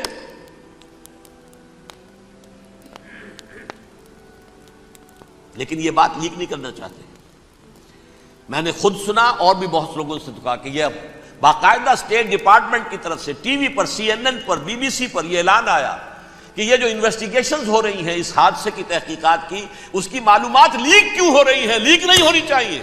کیوں؟ اسامہ کے خلاف اگر کوئی ثبوت ہے لیک ہو جائے 1000 مرتبہ، کس کو کوئی نقصان ہے؟ یہ کون سا تھا، کون سا لیکیج ہے جسے روکنا مقصود ہے؟ وہ تو ہمارا متمنا ہے، ہمارا بیٹا ہے، وہ کر رہا ہے، اس گھر کو آگ لگ گئی گھر کے چراغ سے۔ But they have given a message to the United States of America, ہمارے راستے میں اب مت آنا، ہم پر دباؤ نہ ڈالنا، don't appease the Arabs at our expense. یہ الفاظ ہیں شیرون کے، ان کی خوشامد، ان کو خوش کرنا، ان کو پسند کرنا، ان کو راضی کرنا ہماری کوشش پر۔ جیسے سلوواکیہ کے اوپر قبضہ جو ہے جرمنی کا ہٹلر کا تسلیم کر کے تم نے اس کو بڑھاوا دے دیا تھا اس وقت، ایسے ہی تم چاہتے ہو ہمیں بھی سلوواکیہ بنا دینا، ہم نہیں بنے گے۔ یہ ہے اصل میں صورتحال۔ جیسا کہ میں نے عرض کیا، افغانستان پر اب یہ جیسے کھسیانی بلی ہوتی ہے کھمبا نوشتی، کریں گے تو صحیح حملہ، اتنی تیاری پوری دنیا کے اندر کر کے کچھ نہ کچھ تو کریں گے، کچھ نہ کچھ تو کارکردگی دکھائیں گے۔ اصل میں وہ زور شور اب ان میں نہیں ہے افغانستان کے بارے میں، بلکہ تاریخ میں ایک مرتبہ پھر وہی بات ہو گئی ہے کلما اوقدوا نارا للحرب اطفاها اللہ، اللہ تعالیٰ نے کم سے کم اس کی تندی کو کم کر دیا، اس آگ کی بھڑک اور تندی جو ہے وہ انشاءاللہ کم ہو جائے۔ البتہ افغانستان میں کیا ہوگا یہ میں نہیں کہہ سکتا۔ ان ادری قریب بعید ما توعدون، جیسے کہ قرآن مجید میں حضور سے کہلوایا گیا، میں یہ نہیں جانتا جس چیز کا وعدہ تم سے کیا جا رہا ہے وہ قریب ہے یا دور ہے، میں نہیں جانتا۔ وَإِنْ أَدْرِي لَعَلَّهُ فِتْنَةٌ لَكُمْ وَمَتَاعٌ إِلَىٰ حِينٍ، اور میں نہیں جانتا، ہو سکتا ہے ابھی اللہ تعالیٰ تمہیں کوئی مہلت دے اور کچھ وقت کے لیے تمہاری رسی دراز کر دے اور ابھی عذاب کو ٹال دے۔ جب حضور سے یہ کہلوایا جا رہا ہے ان ادری، یہاں تک بھی کہلوا دیا گیا مَا أَدْرِي مَا يُفْعَلُ بِي وَمَا بِكُمْ، مجھے نہیں معلوم میرے ساتھ کیا کیا جائے گا، تمہارے ساتھ کیا کیا جائے گا۔ تو بہرحال کون دعوے سے کہہ سکتا ہے کہ یہ ہوگا؟ تباہی بھی آ سکتی ہے، کوئی بڑا سیٹ بیک بھی آ سکتا ہے، اپس اینڈ ڈاؤنز ہوتے ہیں۔ احیاء اسلام کا پروسیس چل رہا ہے، لیکن احیاء پروسیس میں حضور کے زمانے میں بھی غزوہ بدر میں ایک دفعہ گراف جو ہے چلا گیا تھا آسمان پر، تو غزوہ احد میں وہ بہت نیچے بھی تو آ گیا تھا نا، مسلمانوں کے حوصلے پست بھی ہو گئے تھے نا۔ وَلَا تَهِنُوا وَلَا تَحْزَنُوا وَأَنْتُمُ الْأَعْلَوْنَ إِن كُنتُم مُؤْمِنِينَ، یہ تشفی دینی پڑی تھی نا، گھبراؤ نہیں، ڈرو نہیں۔ إِن يَمْسَسْكُمْ قَرْحٌ فَقَدْ مَسَّ الْقَوْمَ قَرْحٌ مِثْلُهُ، اگر تمہیں کوئی چرکا لگا ہے تو تمہارے دشمنوں کو اس سے بڑا چرکا لگ چکا ایک سال پہلے، انہوں تو ہمت نہیں چھوڑی، ایک سال کے بعد دوبارہ ہو گئے حملہ آور تم پر، تم کیوں دل چھوڑتے ہو؟ تو کوئی سیٹ بیک آ سکتا اور یہ بھی ہو سکتا ہے، اور اللہ کرے کہ ہو جائے، کوئی واقعہ فیل بھی پیدا ہو سکتا ہے دوبارہ۔ اللہ تعالیٰ چڑیوں کے ذریعے سے اور ان کی چونچوں اور ان کے پنجوں کی کنکریوں کے ذریعے سے ہاتھی والوں کو برباد کر سکتا ہے۔ الم تر کیف فعل ربک باصحاب الفیل الم یجعل کیدہم فی تضلیل وارسل علیہم طیرا ابابیل ترمیہم بحجارۃ من سجیل فجعلہم کعصف مأکول، کھایا ہوا بھوسا جگالی کر کے جب نکلتا ہے جیسے ہوتے ہیں، ایسا پورا لشکر کر دیا گیا۔ اللہ تعالیٰ کر سکتا ہے، کوئی مشکل نہیں۔ هو علی کل شیء قدیر، اسے ہر شے کی قدرت حاصل ہے۔ لیکن اصل بات جو ہے میں آپ کو بتانا چاہتا ہوں، یہ ہے سائیڈ ایشو، اصل ایشو ہے فلسطین کا جو شروع ہونے والا ہے، بھٹی دہکے گی وہاں۔ ظاہر بات ہے کہ اگر کوئی بہت بڑا اقدام ہو جاتا ہے فلسطینیوں کے خلاف، اور اگر واقعتاً مسجد اقصیٰ اور قبۃ الصخرہ گرا دیے جاتے ہیں، جو طوفان اٹھے گا عالم عرب میں، یہ حسنی مبارک ہوں یا شاہ خالد ہوں یا کوئی اور ہوں، یہ نہیں روک سکتے اس طوفان کو۔ نوجوان خون اٹھے گا، غیرت اور جو بھی حمیت ہے۔ مسلمان ان پڑھ سے ان پڑھ اور بالکل بے دین، وہ بھی مسجد کی حرمت پر کٹ مرنے کو تیار ہو جاتا ہے۔ مسجد تو بنا دی شب بھر میں ایمان کی حرارت والوں نے، من اپنا پرانا پاپی ہے، برسوں میں نماز ہی بن نہ سکا۔ وہ چاہے کانپور کی مسجد تھی مسلمانوں نے جانے دی ہے، چاہے وہ شہید گنج کی مسجد تھی مسلمانوں نے جانے دی ہے، چاہے نماز نہ پڑھتے ہو، لیکن یہ جو حرمت اور یہ جو حمیت اور یہ غیرت ہے، اس سے جو طوفان اٹھے گا یہ ہوگا اس ملحمۃ العظما، اس کی طرف پیش رفت ہو رہی ہے۔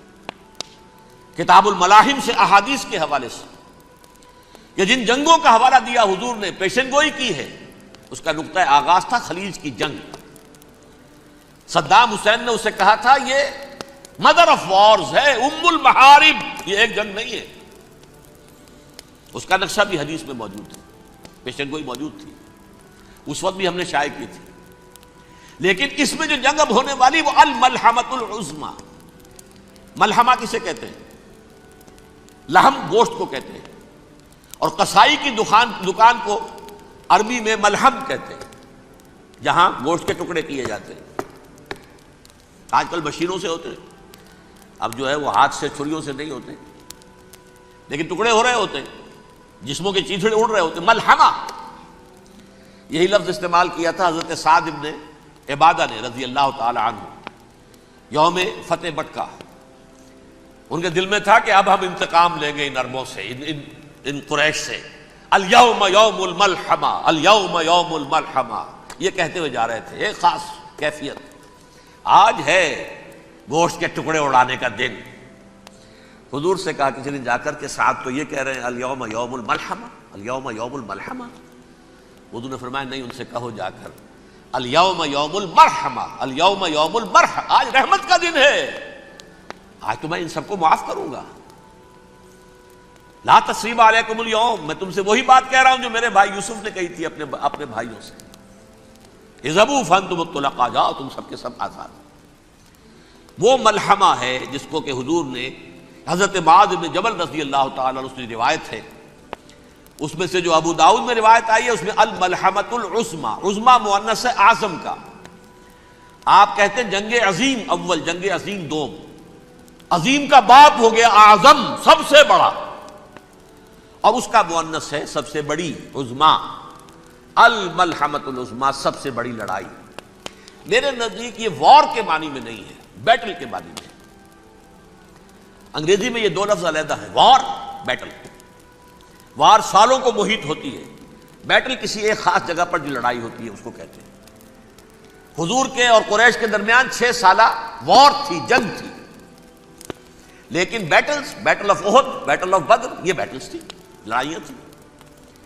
تو عظیم ترین جنگ شاید اس اعتبار سے نہ ہو جیسے کہ ورلڈ وار 1 اور ورلڈ وار 2، یعنی اس کی وسعت کا اتنا معاملہ نہیں اور طوالت کا نہیں، لیکن جو لڑائی جو ہے بیٹل ہونی ہے، جس کو کہ یہ لوگ، یا چونکہ میں نے کہا تھا شروع میں کہ سرما ہے میری آنکھ کا خاک حجاز و ہول قدس، نیو ٹیسٹمنٹ کی آخری کتاب ہے the book of revelation, revelation of Saint John, اس میں آرمگڈون کہا گیا ہے اسے، ہر مجدون، یہ عبرانی لفظ ہے، ہر کہتے ہیں اونچی جگہ کو، سطح مرتفع، مجدون میگیڈو، میگیڈو ایک وادی ہے، مرتفع، وادی مرتفع، یہ ہے واقع لبنان، اسرائیل اور شام کے درمیان جو ٹکڑا، جو ٹرائنگل بنتی ہے، یہ ہے، یہاں پر بڑی جنگ لڑی جائے گی، اور یہ جنگ جنگ صلیب ہوگی، جو کہا ہے بش نے، جنگ صلیب۔ سیکنڈ ملینیم شروع ہوئی تھی تو پہلی صلیبی جنگ ہوئی تھی، تھرڈ ملینیم شروع ہوا ہے، یہ سیکنڈ صلیبی جنگ ہے، یہ